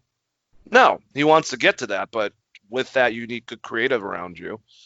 And I then mean- again, I mean, look at Rock's first year. That wasn't good. Well, yeah, but he's been there for 2, basically. Yeah, it's early. That's what I'm saying. They don't. He is Dolph Ziggler. He's there. Oh, come on, He's man. there. I mean, I'm not trying to be a dick. At least Dolph got a title. Like, I don't think Ricochet is ever going to get, like, the heavyweight title, honestly, as far as how they're booking him. And if he thinks he's going to get elevated other than that, I would like to have a sit down with him and find out why he thinks he's going to get there, because they're real dicks, and they have treated you kind of like shit as far as booking you on the main roster ever since they brought up people from NXT, including DIY. Let's throw those guys back together, even though Ciampa's got a broken neck or whatever. It's a good point. All right, so we see Andrade backstage with Garza and Selena Vega. He says he doesn't want to talk. Ric Flair comes up and says they were all great last week. Flair says tonight is a must-do mission. Otherwise, all of them will have their answer too. And allude to Orton. Like, if you guys fuck up, he's going to fuck you up, I guess was the threat. Orton appears and confirms all 3 of them are third-generation superstars. He says that he respects them a little, but tonight is about him and the Big Show. If they get in his way, he will not hesitate to introduce them to the Legend Killer. Orton gives them fist bumps and then gets the hell out of there. And then Charlie interviews the Kabuki Warriors backstage, and they speak Japanese the whole entire time. Asuka says together they are better than Banks and Bailey, so they will challenge them to a match next week for the titles. And Kerry plays the flute while Asuka dances. I love that whole entire thing. It was so cute. She's got this giant recorder and she's like, doo, doo, doo, doo. It's good to have them babyface again because they were weird as heels. I love the. Were they ever heel? That's another question. Is were they ever they heel, or tried. did Becky just didn't like them? I think they tried. I don't know. With the Andrade part, it was cool seeing him and Ric Flair together. Since in reality, that's like, I'm pretty sure him and Charlotte are engaged. Maybe I could be wrong about that, but at least they are together. But I like this. I liked Randy kind of saying, we're all third generation wrestlers, which I was like, oh yeah, that's right, they all are. That makes a lot of sense. But he's still being mind blown. I forgot about that. I thought Andrade. I connected. They all three are generational wrestlers. I only connected Andrade for the first part for some reason. Yeah, Angel is too. Hector Garza. And then his dad before that, I guess, would be, I don't know what his name was, but cool acknowledgement. But Orton basically said, if you guys get in my way, I'm going to fuck you up. And then chose the whole entire match to be a chicken shit heel and not tag in against the Big Show until he got a chance to heal it up and tag himself in and go, take advantage of him, which was his thing. And speaking about the match itself, I guess we can kind of wrap it up into one thing. I liked it. A lot of people were mad about Randy Orton taking Angel Garza outside because him and Andrade kept on fighting together and putting him in his place. But I thought that was very Randy Orton-ish. And if it bothered you, it's probably because he's getting fucking heat. So quit being bitches and bringing up bullying or whatever the fuck stupid nonsense into it. Fucking, it's wrestling. It's a fucking, goddamn it, I hate people. Anyways, but I'm not going to say the wrestling was the greatest because the Big Show is an older version of the Big Show. So he kind of just wanted to fuck him up. Didn't really work. And afterwards, Randy Orton, Andrade, and Angel Garza got the win. At the end of it, Big Show readies for a chokeslam, but Orton runs in and attempts an RKO, but gets shoved off. Orton taunts Show from outside the ring, allowing Andrade to apply a sleeper to the Giant. Big Show slings him off and tags Ivar, who drops Andrade and tags Eric. Andrade and Garza toss Ivar out. Then Orton gets the RKO on Eric for the win. So what did you think about the match and the interview beforehand, Chris? Oh, and the Kabuki Warriors and their beautiful dancing. Dancing's great. Love Kabuki Warriors. Randy has been incredible for the past 6 months. I have nothing negative to say about Randy Orton other than his matches bore the shit out of me, which even the really, really good match he had against Edge is like, okay, you're doing throwbacks to wrestlers I like Eddie Guerrero and Chris Jericho and et cetera, et cetera. Dean Malenko. I get it. I get what you guys are doing. It's cute. Yeah, not a huge Randy Orton fan. But the tease of the punt, right? Like punting the Big Show. I mean, the end goal is he's going to punt the Big Show, right? Oh yeah, he's gonna erase him for the next 5 months of television until he randomly shows up as a heel. He's going to erase him until the new Netflix show is done for season 2.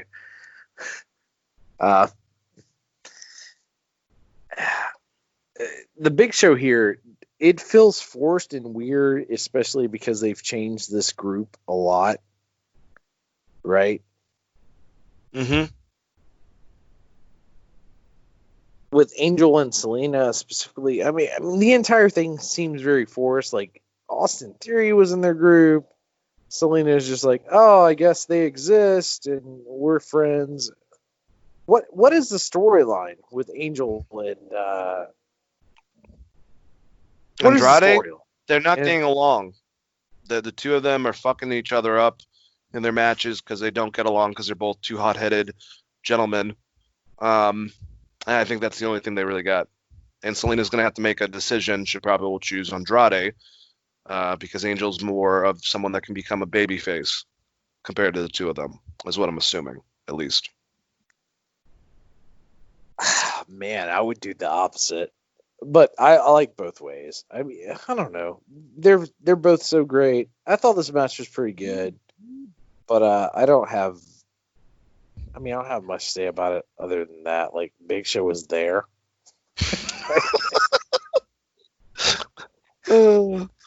Like, look, I love the Giant. Like, go back and watch, like, 96 Hog Wild. Big Show is beating the shit out of everybody. He's jumping off top rope. Dude's 7'3". He's like 700 pounds or whatever the fuck he was back in the day. It's crazy. And he's just smoking a cigarette the entire time. He's basically the Sandman at WCW. Yeah, he was. So, like, I love Big Show. Big Show's great, but this was bad. Did you like this? Like, other than Andrade and It was fine. I mean, it was to basically just make the storyline continue between Randy Orton and Big Show and get to that match. do you think Andrade and Angel, like, took bets on who would take the best bumps? Because they were just flying all over the ring. They were, man. I mean, if you're a wrestler and you got a chance to fight the Big Show, you're like, can you chop me in the corner? It's like, really? Do you want to do that? But I don't know. They're like, fucking throw me 900 feet. Go for it. They don't focus enough on Selena Vega. I think she's the best manager they've had in a very, very, very long time. Yep. And yeah, so I mean, I have a lot of problems with this. Like, why the fuck is Randy Orton going against the Big Show? He beat Edge. Edge is just done. Edge is injured. I mean, I guess that's the reason why they had to, like, abruptly go to someone random like the Big Show. Vince probably called him and was like, hey, pal. And, we don't have Edge, but we think that you're kind of like Edge. Well, you're a legend, so we need to kill you. I mean, they should have done when he first retired. They bring back Christian. I was glad that match didn't go longer than it did, and if Christian thinks that he can't be doing in-ring shit because of his concussion track record, Jesus Christ. I don't know why the punt was a good idea, because there's so little. Obviously, he can nail it perfectly without hurting someone, but there's little. That was a dumb move, I think, to do on Christian. Randy's so good. He barely touched the dude. Well, didn't he nail fucking Vince when he first started doing that? Probably on purpose. Like, sorry about that, boss. Oh, I didn't mean to do that. We got on Somas.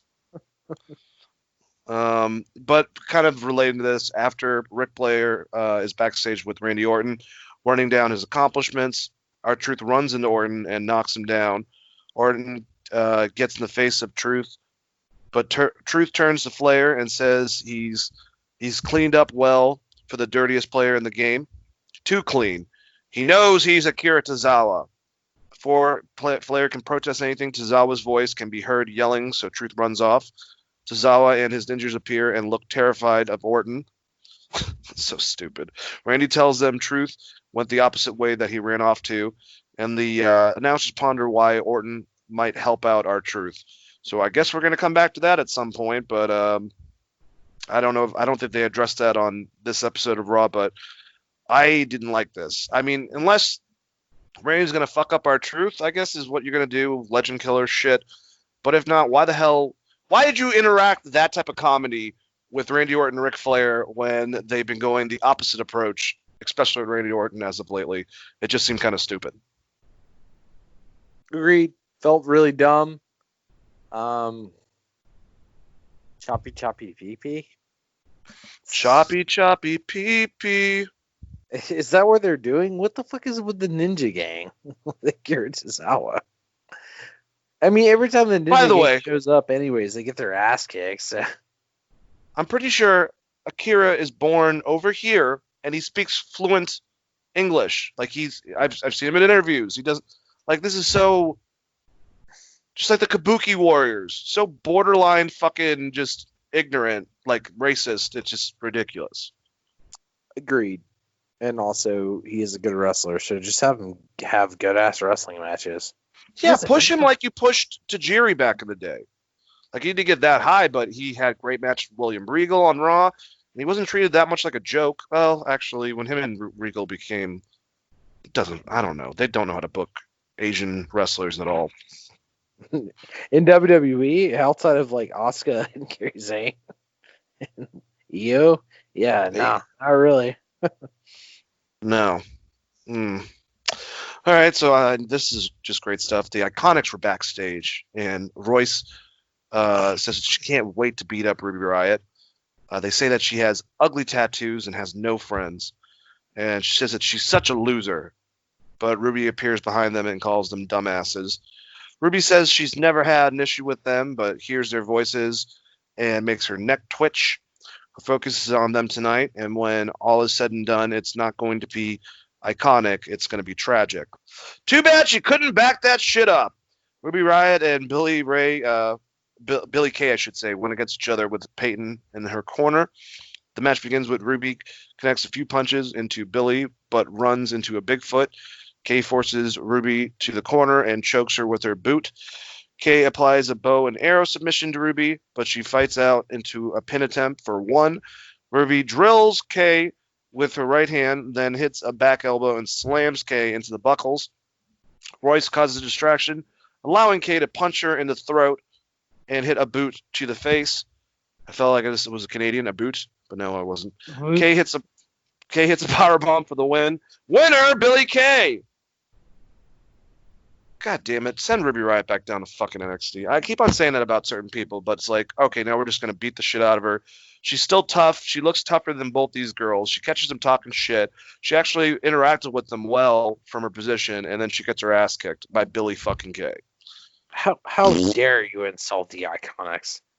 One of the greatest tag teams I've ever seen in my entire life. I put them right up there with the... No, I'm just kidding. I can't even do this. I can't even... You can't. Can't even fucking continue. I don't know, man. Bad. This match was okay.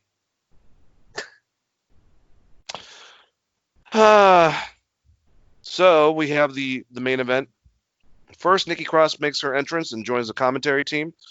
She definitely got kicked off of that because she would make a distraction later on. We have Asuka with Kairi Sane in her side going against Bayley with Sasha Banks. In her side, champion versus champion match. And it gets underway, and Asuka drops Bayley with the shoulder, then tries to take her down with an armbar, but Bayley rolls from the ring. Asuka attempts a baseball slide, but Bayley grabs her feet, spins her around, and knees her in the face. That was pretty awesome. Bayley gets in the face of Nikki Cross and slaps her headset off, leading to Cross getting carried out by security guards. That's right, that's what happened. Bayley jumps off the apron at Asuka, but eats a knee to the face. Asuka slams Bayley, then kicks her in the back. Bayley drops repeated forearm to the back of Asuka, then slams her face into the mat. Bayley puts Asuka in the corner and lays in some shots, then hits a snapmare into a sleeper.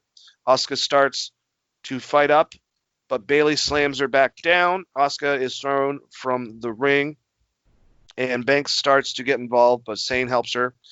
Bayley drives through the ropes and into a knee from Asuka. Back in the ring, Asuka drills the Smackdown champion with kicks and a running knee for a near fall. Bayley runs out of the ring, then slides back in to get the upper hand and catapult Asuka into the middle rope.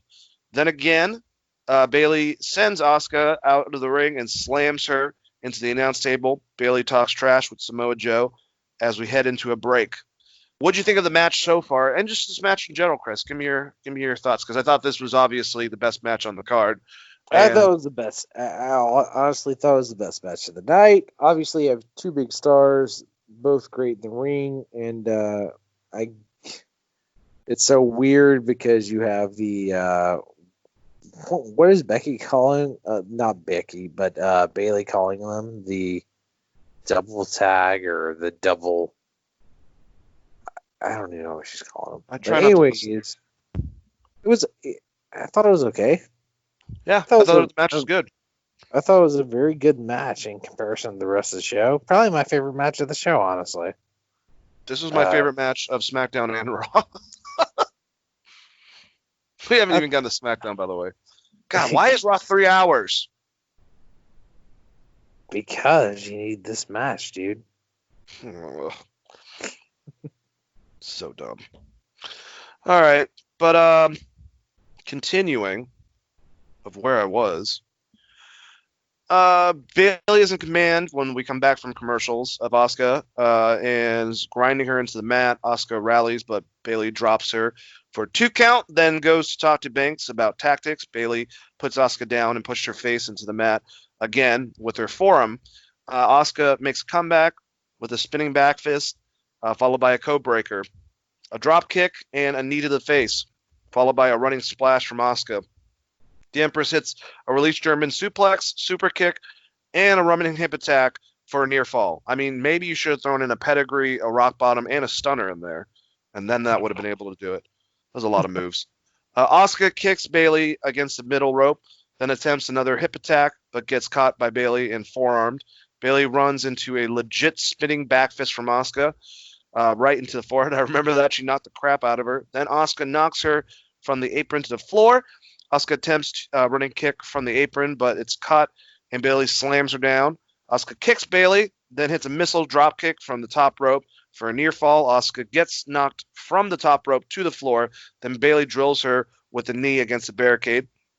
Bailey puts her back in the ring, puts her back into the ring, I should say, but takes a minute to cheap shot Kairi Sane.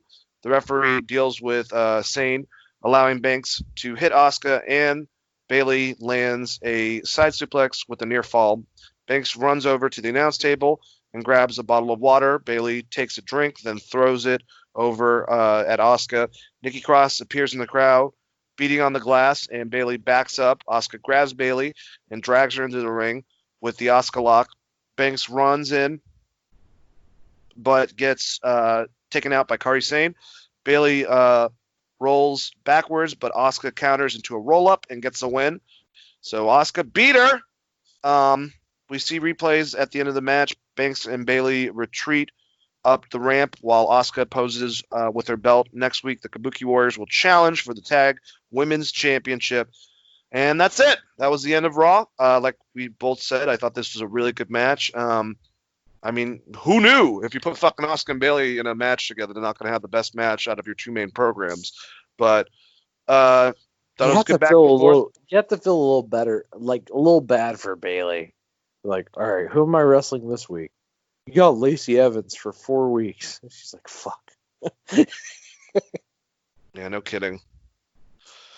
But yeah, not a bad way to end Raw. I don't know what the dip in ratings or if there was an increase in ratings at the last hour, but that was a pretty good match. I don't have the rating numbers in front of me, but it was around, from what I remember, it was around 1.5. It very similar, but it was some of the lowest Raw ratings. I think Brian said second lowest Raw ratings in modern time. So, like, let's say last 10 years. And SmackDown is going to be very similar. Oh, God. Well, we have a karaoke fucking contest in this goddamn thing. Oh, thank God SmackDown's shorter. Yeah, it's only 2 hours long, so it's not as bad. I hated the beginning of this. I don't like any of this shit with Jeff Hardy. I think it's fucked up. I think it's fucked up he's having a bar match with Sheamus. It's like, why would you take someone that is a proven past alcoholic and drug addict that's struggling and trying to clean himself up just recently, that you guys don't even touch on, had a fucking DUI, like, 6 months ago, and is still trying to get through this, and you're just slamming in the face. Someone was talking about this on Wrestling Inc.'s podcast at The Breakdown.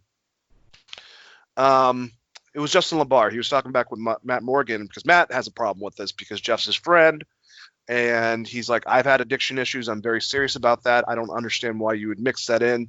Doesn't send a really good message. And, like, if you would have put this, unless this is all just fuck you, Jeff Hardy, you're on the way out, you won't resign, go eat a dick, and we're going to insult you like this, which is terrible. But it's WWE. They're like, why didn't you put, since it doesn't make any sense to put Bray Wyatt against fucking Braun Strowman right now, because what the hell are you going to do? You're backing yourself in a corner, because eventually it's going to be Fiend and Braun, and then you're going to put it back on the Fiend? Why not have Bray and him and make it more psychological and, like, delve into if you want to say he's had problems instead of like you've had problems in the past. Like do it like that. Don't do it like blatant like this. It's just gross. And Mrs. Morrison, like, whatever. It was. I know that they're told what to do. I just think it. Ha! You used to be an alcoholic. It's like, why is that the thing? The match with Miz was fine. I mean, you And can always then, laugh of about course, Sarah J. you know, She laughs about Sheamus herself. comes out. Just No, shut up! the fucking Danny DeVito. I'm trying to do this. I'm trying to be emotional. I'm mad about alcoholism. Damn it. Well, yeah, but like when we lead it in with the porn vibe, everybody's gonna be like, "Oh, damn, they're talking about some hentai." Jesus Christ, no! I'm not down for animated tentacles. That's fucked up. All right, let's start it. Just give me like 5 seconds, so you can clip this out and not put it on the recording. All right. I have the power. Shut up, Chris. Yeah, he comes out and says, basically, we're gonna have a bar fight. Match, not really anything to talk about. I'm pretty sure Jeff Hardy won. Yeah, Jeff Hardy won. And like I said, that's going to be the thing. They're going to have a bar fight. Isn't that great, Chris? Yes, it's awesome. I mean, if you're like Jeff Hardy, apparently you're just you're in your wheelhouse. You're like, let me get some booze, get a little bit of meth, a little bit. No, sorry. No, it's fucked up. Why are they doing this? This is Maybe not it like wasn't we're confirmed. And Miz said that they should have it, but I'm pretty sure they announced that. And I thought Cesaro came on the screen and said that. Maybe I'm going crazy. I watched this last night. I'll just say that. And don't get mad at me. Get mad at the show itself. I mean, I don't have to get mad. Rebby Hardy will get mad enough for both of No, us. not you. People out in the world. Yeah, Rebby's probably fucking pissed. She's like, what? Why? Why would you do that? I mean, if you're going to do this, at least make him like Raven, right? Like, make Jeff Hardy Raven, essentially. Or do the opposite and make Sheamus the bad guy. This is the big problem is this is the Sheamus CM Punk storyline. The CM Punk Chris Jericho storyline. It's the same fucking thing. It sucked then. It sucks now. It's bad. And also, like, I don't know that I want to see another Sheamus Jeff Hardy match. Not because Jeff Hardy, just because Sheamus mostly. Yeah, I'm with you on that. I just, like I said, I think this is kind of a worthless storyline that's really unnecessary, and especially if you're not having some type of comeuppance to Sheamus and Jeff Hardy's gonna be heroic and all this, if this is just a fuck you because he doesn't want to sign an extension, like, just really classy. I mean, you can't really make him look like a hero if he lost clean the last match, got his head punted off, and then he accidentally ran over someone, and they never caught anybody about it. And then, like,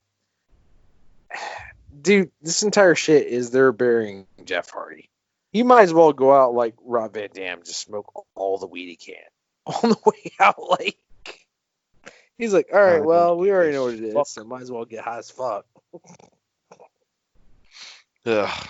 Not that not that I'm saying that Jeff Hardy should do drugs again, but they're not encouraging him not to do drugs or alcohol again.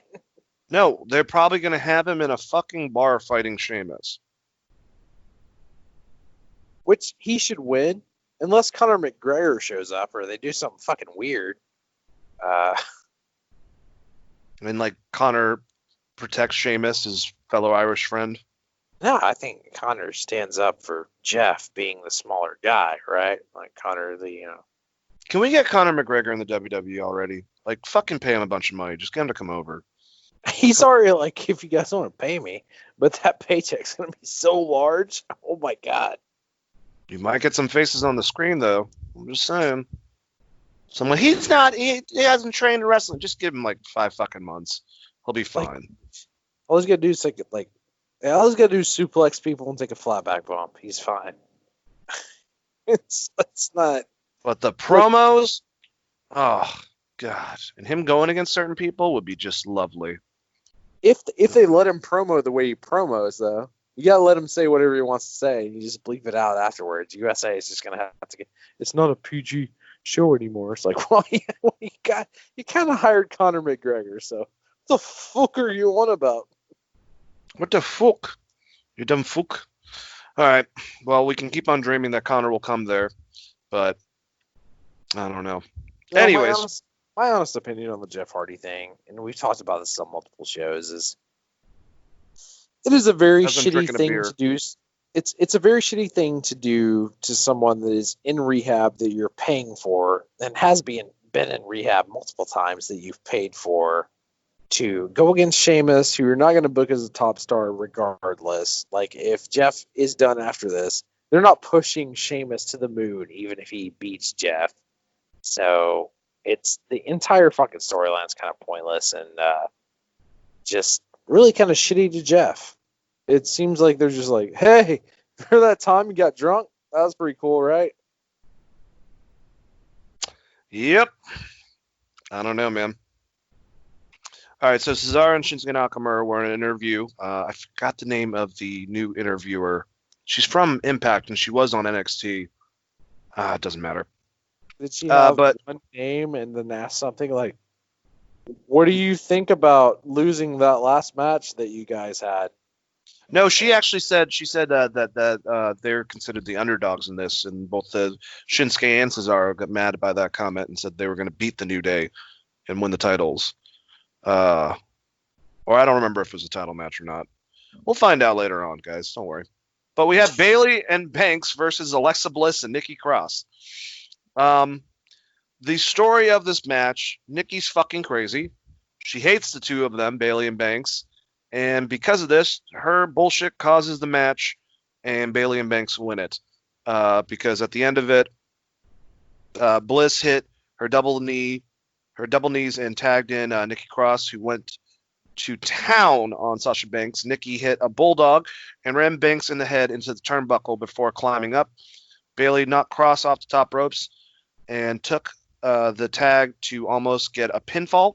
Bayley locked a tornado DDT, but Cross landed a neck breaker. Then Bayley got a roll up and used the ropes. She kind of had a problem doing that, but she got one foot on the ropes for the win.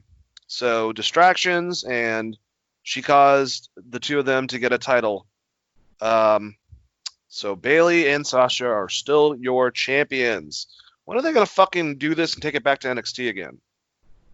Like, obviously they pop ratings. Let's have a good tag match instead of these mediocre WWE ones. And I like Alexa Bliss and Nikki, but this is just... So Nikki's causing a lot of problems for herself. Alexa Bliss is probably going to call her out, and then she's going to beat the shit out of Alexa Bliss. And you're going to have a babyface Alexa Bliss and a heel Nikki Cross? What'd you think, Chris? It was there. It was there. It wasn't fucking very good, but it was definitely there. Hey, do you remember when we have 3 tag teams and then sometimes they wrestle each other and their matches aren't very good? That was this. Fucking. Oh my god. You have so much great female talent. So you didn't like it, is what you're saying? No, I mean, it's disrespectful for me to say I didn't like it because I think it was fine. I mean, there was a couple botch spots towards the end or whatever, and I don't like the... God, I can't even think of her name right now. Alexa's partner.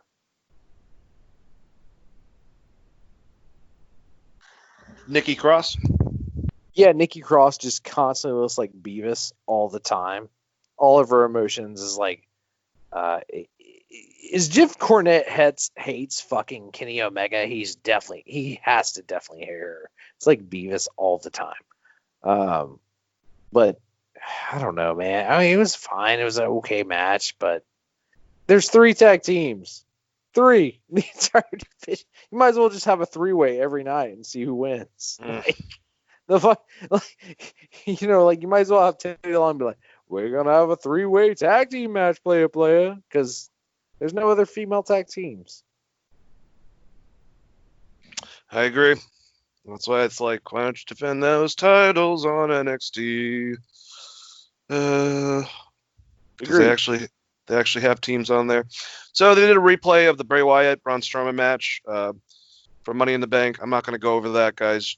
Braun won, obviously, but you know. New Day cut a promo backstage. They were very excited and confident about the chances that they will leave as SmackDown champions once again. And then we had karaoke. So Jey Uso, who can still wrestle, by the way, still a very efficient wrestler. Jimmy Uso, Naomi's husband, is injured. He won't be in for any time soon. So instead of having him wrestle, he's the host of Karaoke Time.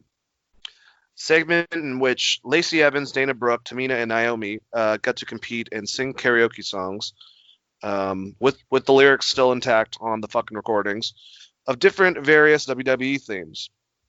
Lacey Evans sang My Baby Tonight, and it appears, with all the interactions and fighting, that she is now a heel again, which I thought they actually had a chance to turn her into a pretty decent babyface, but they're not doing that. Dana Brooks was doing a good job with the Honky Tonks theme song, gyrating her hips and whatnot, and Jimmy just wasn't having it, so he cut her off really quite from the start. And then we had Tamina try to do Lemmy, and once again, Us stopped her almost immediately. And then, of course, Naomi. And she sang the Dusty Rhodes theme song. This is the only good thing about this fucking segment, was Naomi singing the Dusty Rhodes song, just because I love that damn song. It's one of my favorites. The WWF theme song? I love it, man. I'm a He's just a common man, working hard with his hands. It's anyways, great. You're not wrong. It's pretty good. Lacey Evans and Naomi had a match because everyone started beating the shit out of each other, and in the midst of this match, the other two ladies got involved. All of them started beating the crap out of each other, and no one won. So great stuff. I don't know why I watched this. I thought this was bad. What'd you think, Chris?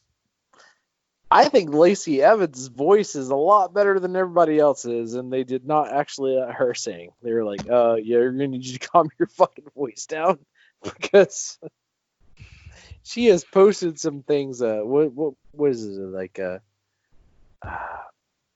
I'm so lonesome for you.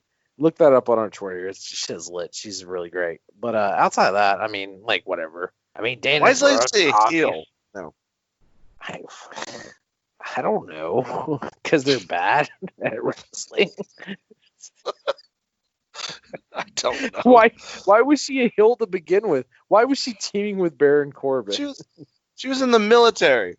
Like, she is John Cena, but she can actually sing regardless of what this karaoke skit says. I mean, they built the karaoke skit around her, but then didn't actually let her sing. So I fucking know what this company is doing. Look, man, look at the ratings. Half the fucking fans don't know what this company's doing. It's so sad. Winner, nobody. That's what the person put for this whole entire thing. I mean, Dana was on TV, so that's dope. Love you, Dana. She can dance her ass off, man. Yeah, shout out Dana Brooke. Hanging out with your boy Batista. It's awesome. Apparently, Batista has a knee in his member. I have heard tell of this from Cornette and other people. Conrad Thompson, I said this last time. He's now doing it to other people besides Arn Anderson. He'll joke around with so how big is Batista's dick? It's just a joke, an inside joke, because he did that to fucking Bruce Pritchard years ago, and they had a conversation about it. It was really, really awkward, but hilarious. I will say that Dana Brooke is a very nice lady I've talked to multiple times, and she's awesome and a pretty good wrestler. They should book her better. I agree. Thumbs up, Dana Brooke. Also, wear the checkered Top Gear. We like that. We do that. All right, so AJ cut a promo backstage. He was happy about beating Gulak last week. He said nobody's worthy to step in the ring with him, that he's beaten everyone already. And the interviewer was like, well, actually, you have a match next week. And he's like, with who? Well, with Matt Riddle, who beat you on his debut. So we're going to get Matt Riddle against AJ Styles. I'm looking forward to that. Even though, all the stuff It that was sucks. said. It fucking sucks, dude. We can't even talk about two good wrestlers having a good match. Sucks. Why? Because of allegations and shit? Yes. And he's on Bubba the Love Sponge, and like he posted that Twitter video, and now it gets really, really fucking weird. And AJ Styles is probably like, hi man, I just got a wife, 3 kids. I just want to hang out in Gainesville, Georgia, play my classic video games. Like, Yeah, I know, but it is what it is. Apparently, Vince sees a lot in Matt Riddle and loves his personality and thinks that he apparently, well, from what Dave said, he made comparisons, or the person that he talked to said that Vince is making comparisons about him and Shawn Michaels when Shawn Michaels first started doing I don't know, just don't fuck him up. And I watched the video with Matt Riddle. That was, very big of him, I guess, to try to lay all that type of stuff out, because you're talking about infidelity and whatnot. And, they got to have some type of court thing, and that's got to situate the whole thing. All I will say is that some people that were commenting, it's like, you still cheated on your wife. Look, if a couple fucking has problems and there's infidelity and they can get past that and all that type of shit, condemn him for that too, but that's not on the same fucking level as what is being said. So don't just say, all right, well, you're still a demon because you were, you fucked up in your marriage and shit like that, compared to forcing a girl to fucking give you a blowjob. It's it was people like are a fucking very, ridiculous. the allegations against him was very heinous. Yeah. And I mean, I don't know. Obviously, we weren't there, so we have no fucking clue, right? But I mean, the allegations of what was said with him is really bad. And Compared to infidelity, yeah. And his response was like, "I cheated on my wife. She knows about this. This person is a stalker. So you can take one side or the other side on this one. If I want to put this properly. I don't know what happened, obviously. I don't think anyone does, right? But, I mean, a forced blowjob in a car full of a bunch of people. I feel That like are not named, by the way. They're not We don't know who named. they are and didn't do anything about it. Apparently 2 of them were sleeping and the driver just didn't care.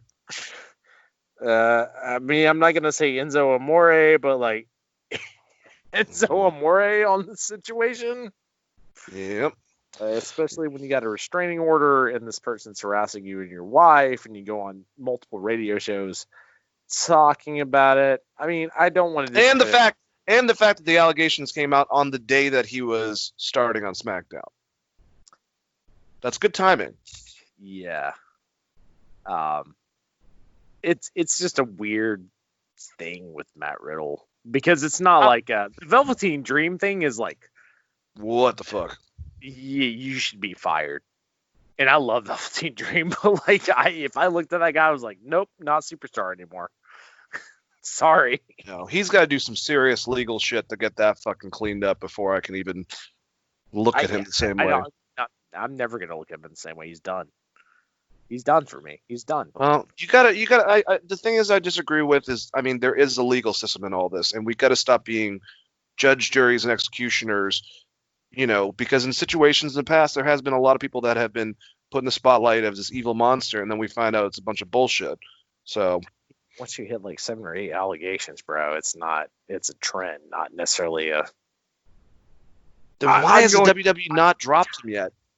I'm going Judge Dredd on this, and you're going very RoboCop. Yeah, I don't know. I just it's really disappointing, if anything. But kind of like what we're saying about Matt Riddle, I don't know. There's a lot of the the whole Riddle thing was like so verbal and very outspoken of what happened and how it happened and who was there and who wasn't there. And then like Matt Riddle was like, I have a restraining order and like, yeah, I cheated on my wife. That sucks. It's kind of like it's I don't want to compare it to the Jim Cornette thing where he's like, yeah, we're swingers or whatever. But yeah, he's got their swingers. Who gives a fuck? That's their sex life. it's like he cheated on his wife, dude. Like that's a lot of wrestlers. Honestly. Yeah, and it's terrible, but it's nowhere near the level of what he's being accused of doing.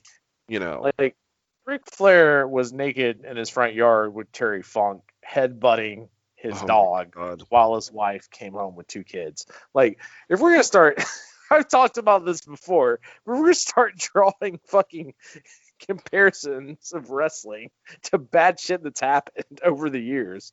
I mean, like Sandman in general. Like Sandman, New Jack tried to kill a fucking guy. So where does this like throw off the level of your love for wrestling versus your opinion on how law should work or whatever? But I don't know. The whole fucking Matt Riddle shit is very, very fucking weird, and we're gonna have to continue to talk about it because I don't think he's going away. Nope. Most because it seems like this person definitely Enzo Amore him, kinda. Well, apparently, I mean, from what it all sounds like, he's taking her to court. So, Which is what Enzo did, and he won. And then he put out that consensual penis song. So, oh my God. like, it seems very bad for everyone involved, and it's not good for Matt Riddle. It's not good for WWE, but But I will say, if anyone is taking advantage of that movement, I really would hope that human beings wouldn't do this, especially women, because they have to deal with a lot of fucking shit, like obviously out there. And if you don't believe that, you're an idiot. With sexual harassment and stuff like that. And if anyone's taking advantage of that movement to get back at an ex-spouse, I think that's kind of fucked up just in general. So I hope that people have higher integrity than that. But I also hope that Matt Riddle is not lying too. So I don't know. mean, yeah. I mean, we don't like I said, we don't know. Like, I mean, he could be fucking like out of nowhere. The bus driver could be like, "Oh, that happened." You just see, like, Oh God. that guy's a fucking asshole.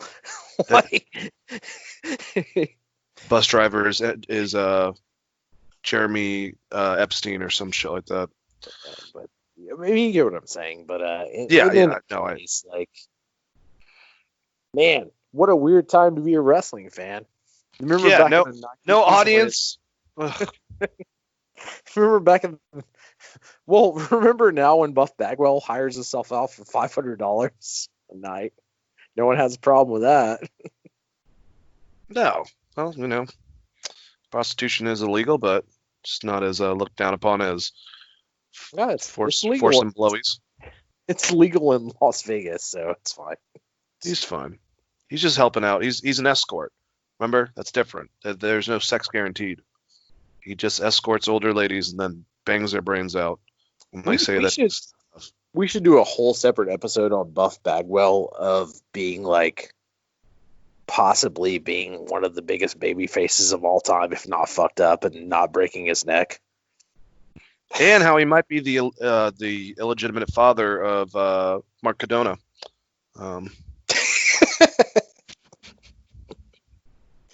All right. Last match. Last match, and then we're done finally. God, Raw and Smackdown are so. I mean, like I said, sometimes they have a good match here and there, or they'll have a good show, and it's like, wow, that wasn't bad. And then you have slogs like this. But our last match was between the New Day and Shinsuke Nakamura and Cesaro for the SmackDown tag team titles. So it starts off Shinsuke getting control. And remember, Shinsuke's pinned Kofi now twice. That was the whole build up to this. Shinsuke gained control after sidestepping Kofi's knee early on. He tagged Cesaro, who came in to pummel Kofi a bit. And then he put Kofi across turnbuckle and tagged Nakamura, who landed a running knee for a 2 count. Cesaro tagged in. Big E lifted Nakamura to the floor from the apron. And Kofi turned the tables on Cesaro. Then the New Day did a unicorn stampede on Cesaro. Cesaro went outside too, and Big E launched Kofi onto the both of them.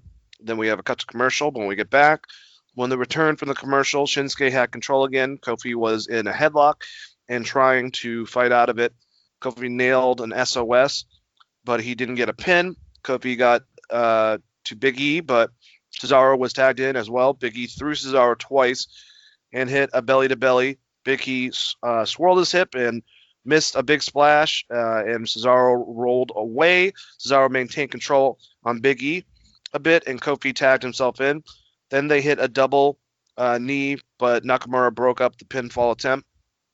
Big E got kicked off the apron by Nakamura, and then Cesaro went and tagged Nakamura. Kofi rolled him up for a 2 count.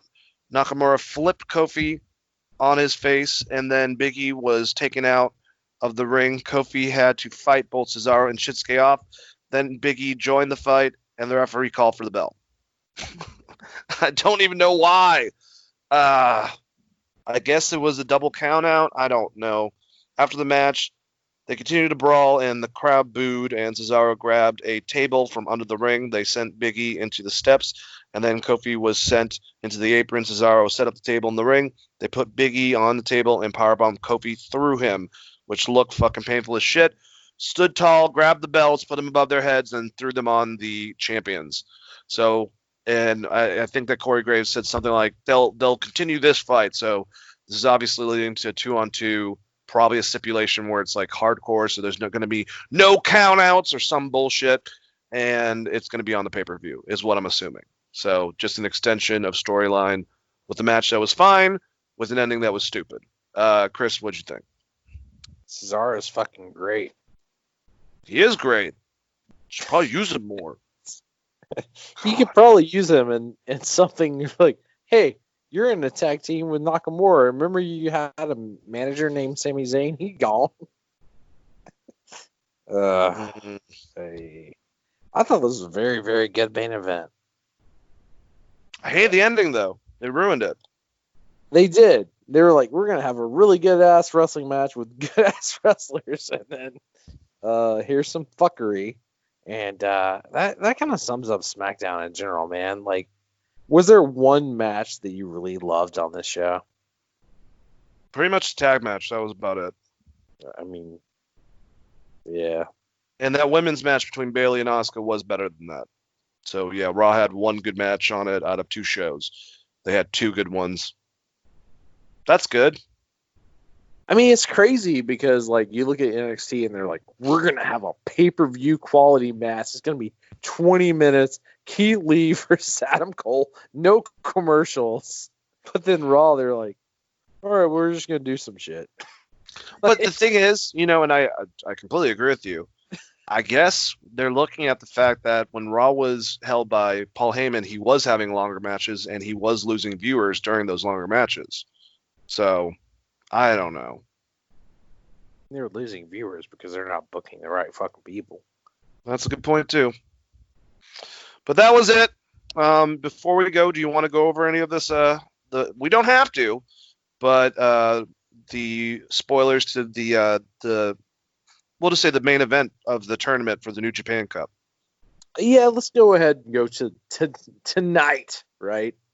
So the final. No, this is from last night. This is the final. This is okay. Yeah, I have last night, and then tonight. I have in front of me Naito, right? Naito versus whoever wins this tournament. Oh, okay, yeah, Dominion's tonight. Yeah. I gotta fucking watch that. Why can't I find this? Ugh, never mind. I'll just get a goddamn account again. We gotta be at 4 a.m. So basically, I'm not going to go over the first couple ones because we did that last time, and it just kind of. So Master Wato defeated Dokai, which we kind of said they've been pushing Wato with the new look. Ishimori and Takahashi defeated Bushi and Sonata. So Bullet Club beat LIJ, and that's the Tokyo Pimp Takahashi, not Hiromu. Kanemaru, El Desperado, Zack Sabre Jr., and Taichi defeated Taguchi, Nagata, Ibushi, and Tanahashi. You were right about that, Chris. They pulled Suzuki out of this whole thing because of the COVID thing. Not that he has it.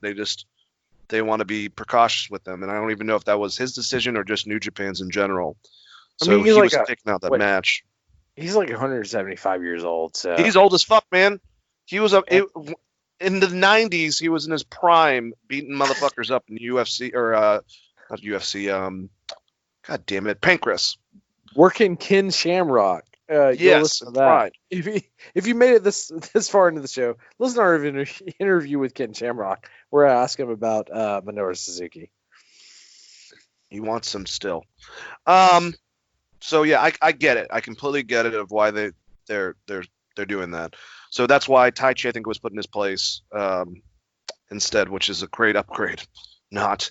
Tetsuya Naito, Hiromu, and Shingo Takagi defeated Sho, Toriano, and Ishii. But let's talk about the big winner between Kazuchika Okada and Evil for the New Japan Cup Finals. And Evil beated Kazuchika Okada and is now going to be going against his mentor and teacher, Tetsuya Naito, for the IWGP Heavyweight Championship. Okada lost. I don't know what happened in this match. I don't know if there was any fuckery. Great win for Evil and a very interesting storyline that we were talking about, dynamics of him against Naito. What's Naito going to do, in this? I don't think that Evil's going to beat Naito, but is Naito going to be very spiteful? Is he going to throw him out? What could they do with this whole thing?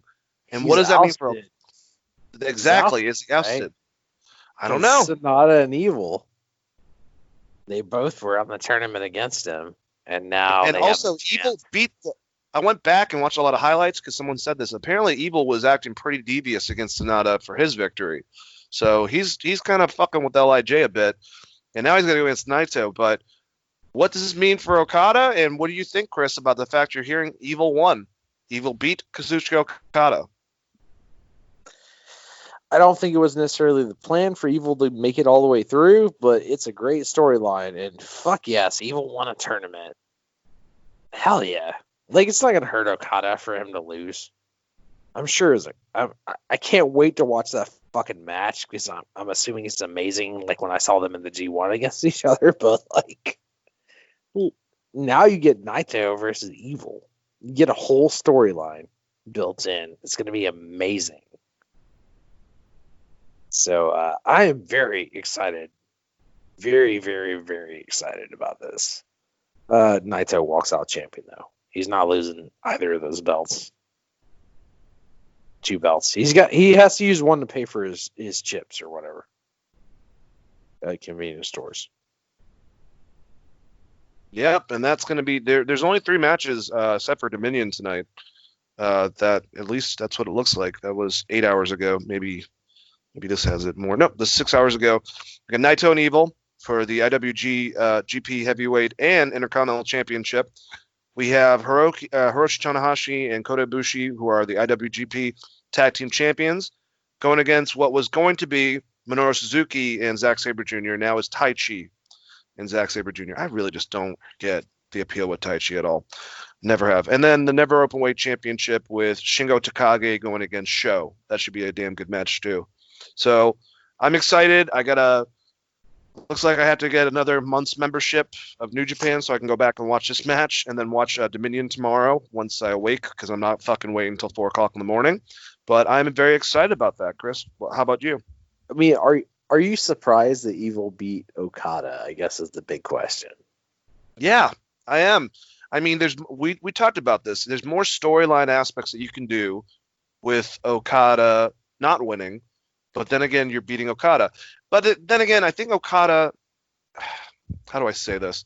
He's gotten the status quo where he's not going to, like you said, he's like John Cena. Like if John Cena loses against someone that's good that they're trying to build, it's not going to kill John Cena because he's like so over in the company, or a Randy Orton, or even a Roman Reigns, like that type of level of credibility. Okada has that for New Japan, so it's not going to hurt him. It's still kind of strange. We could have had Okada against Naito for those championships.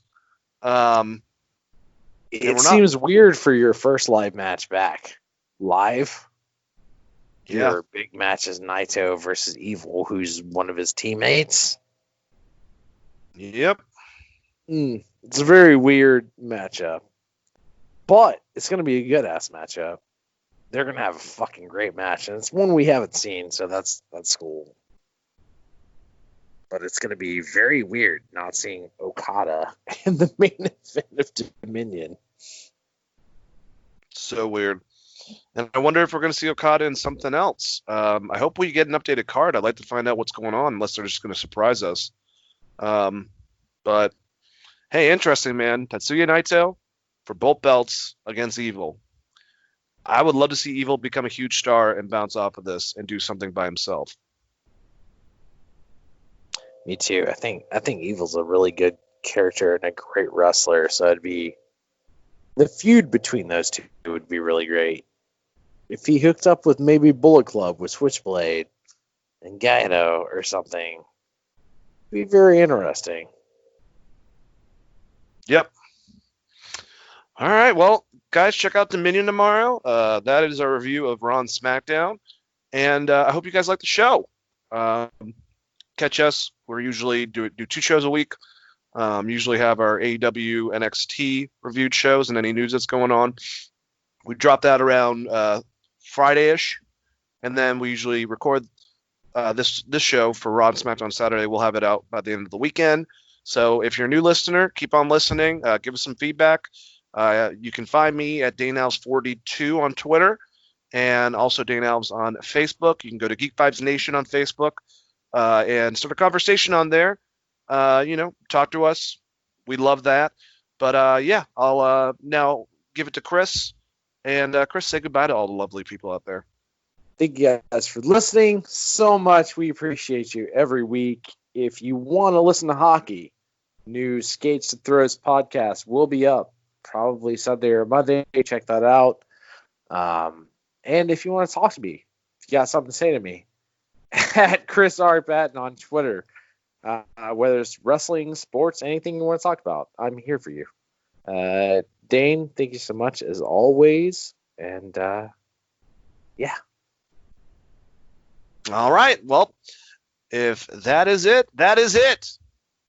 Check us out next week for another episode of Wrestling Geeks Alliance. Peace out. Let the Geek Vibes be with you. You guys have a good one. Have a good weekend. All right, bye.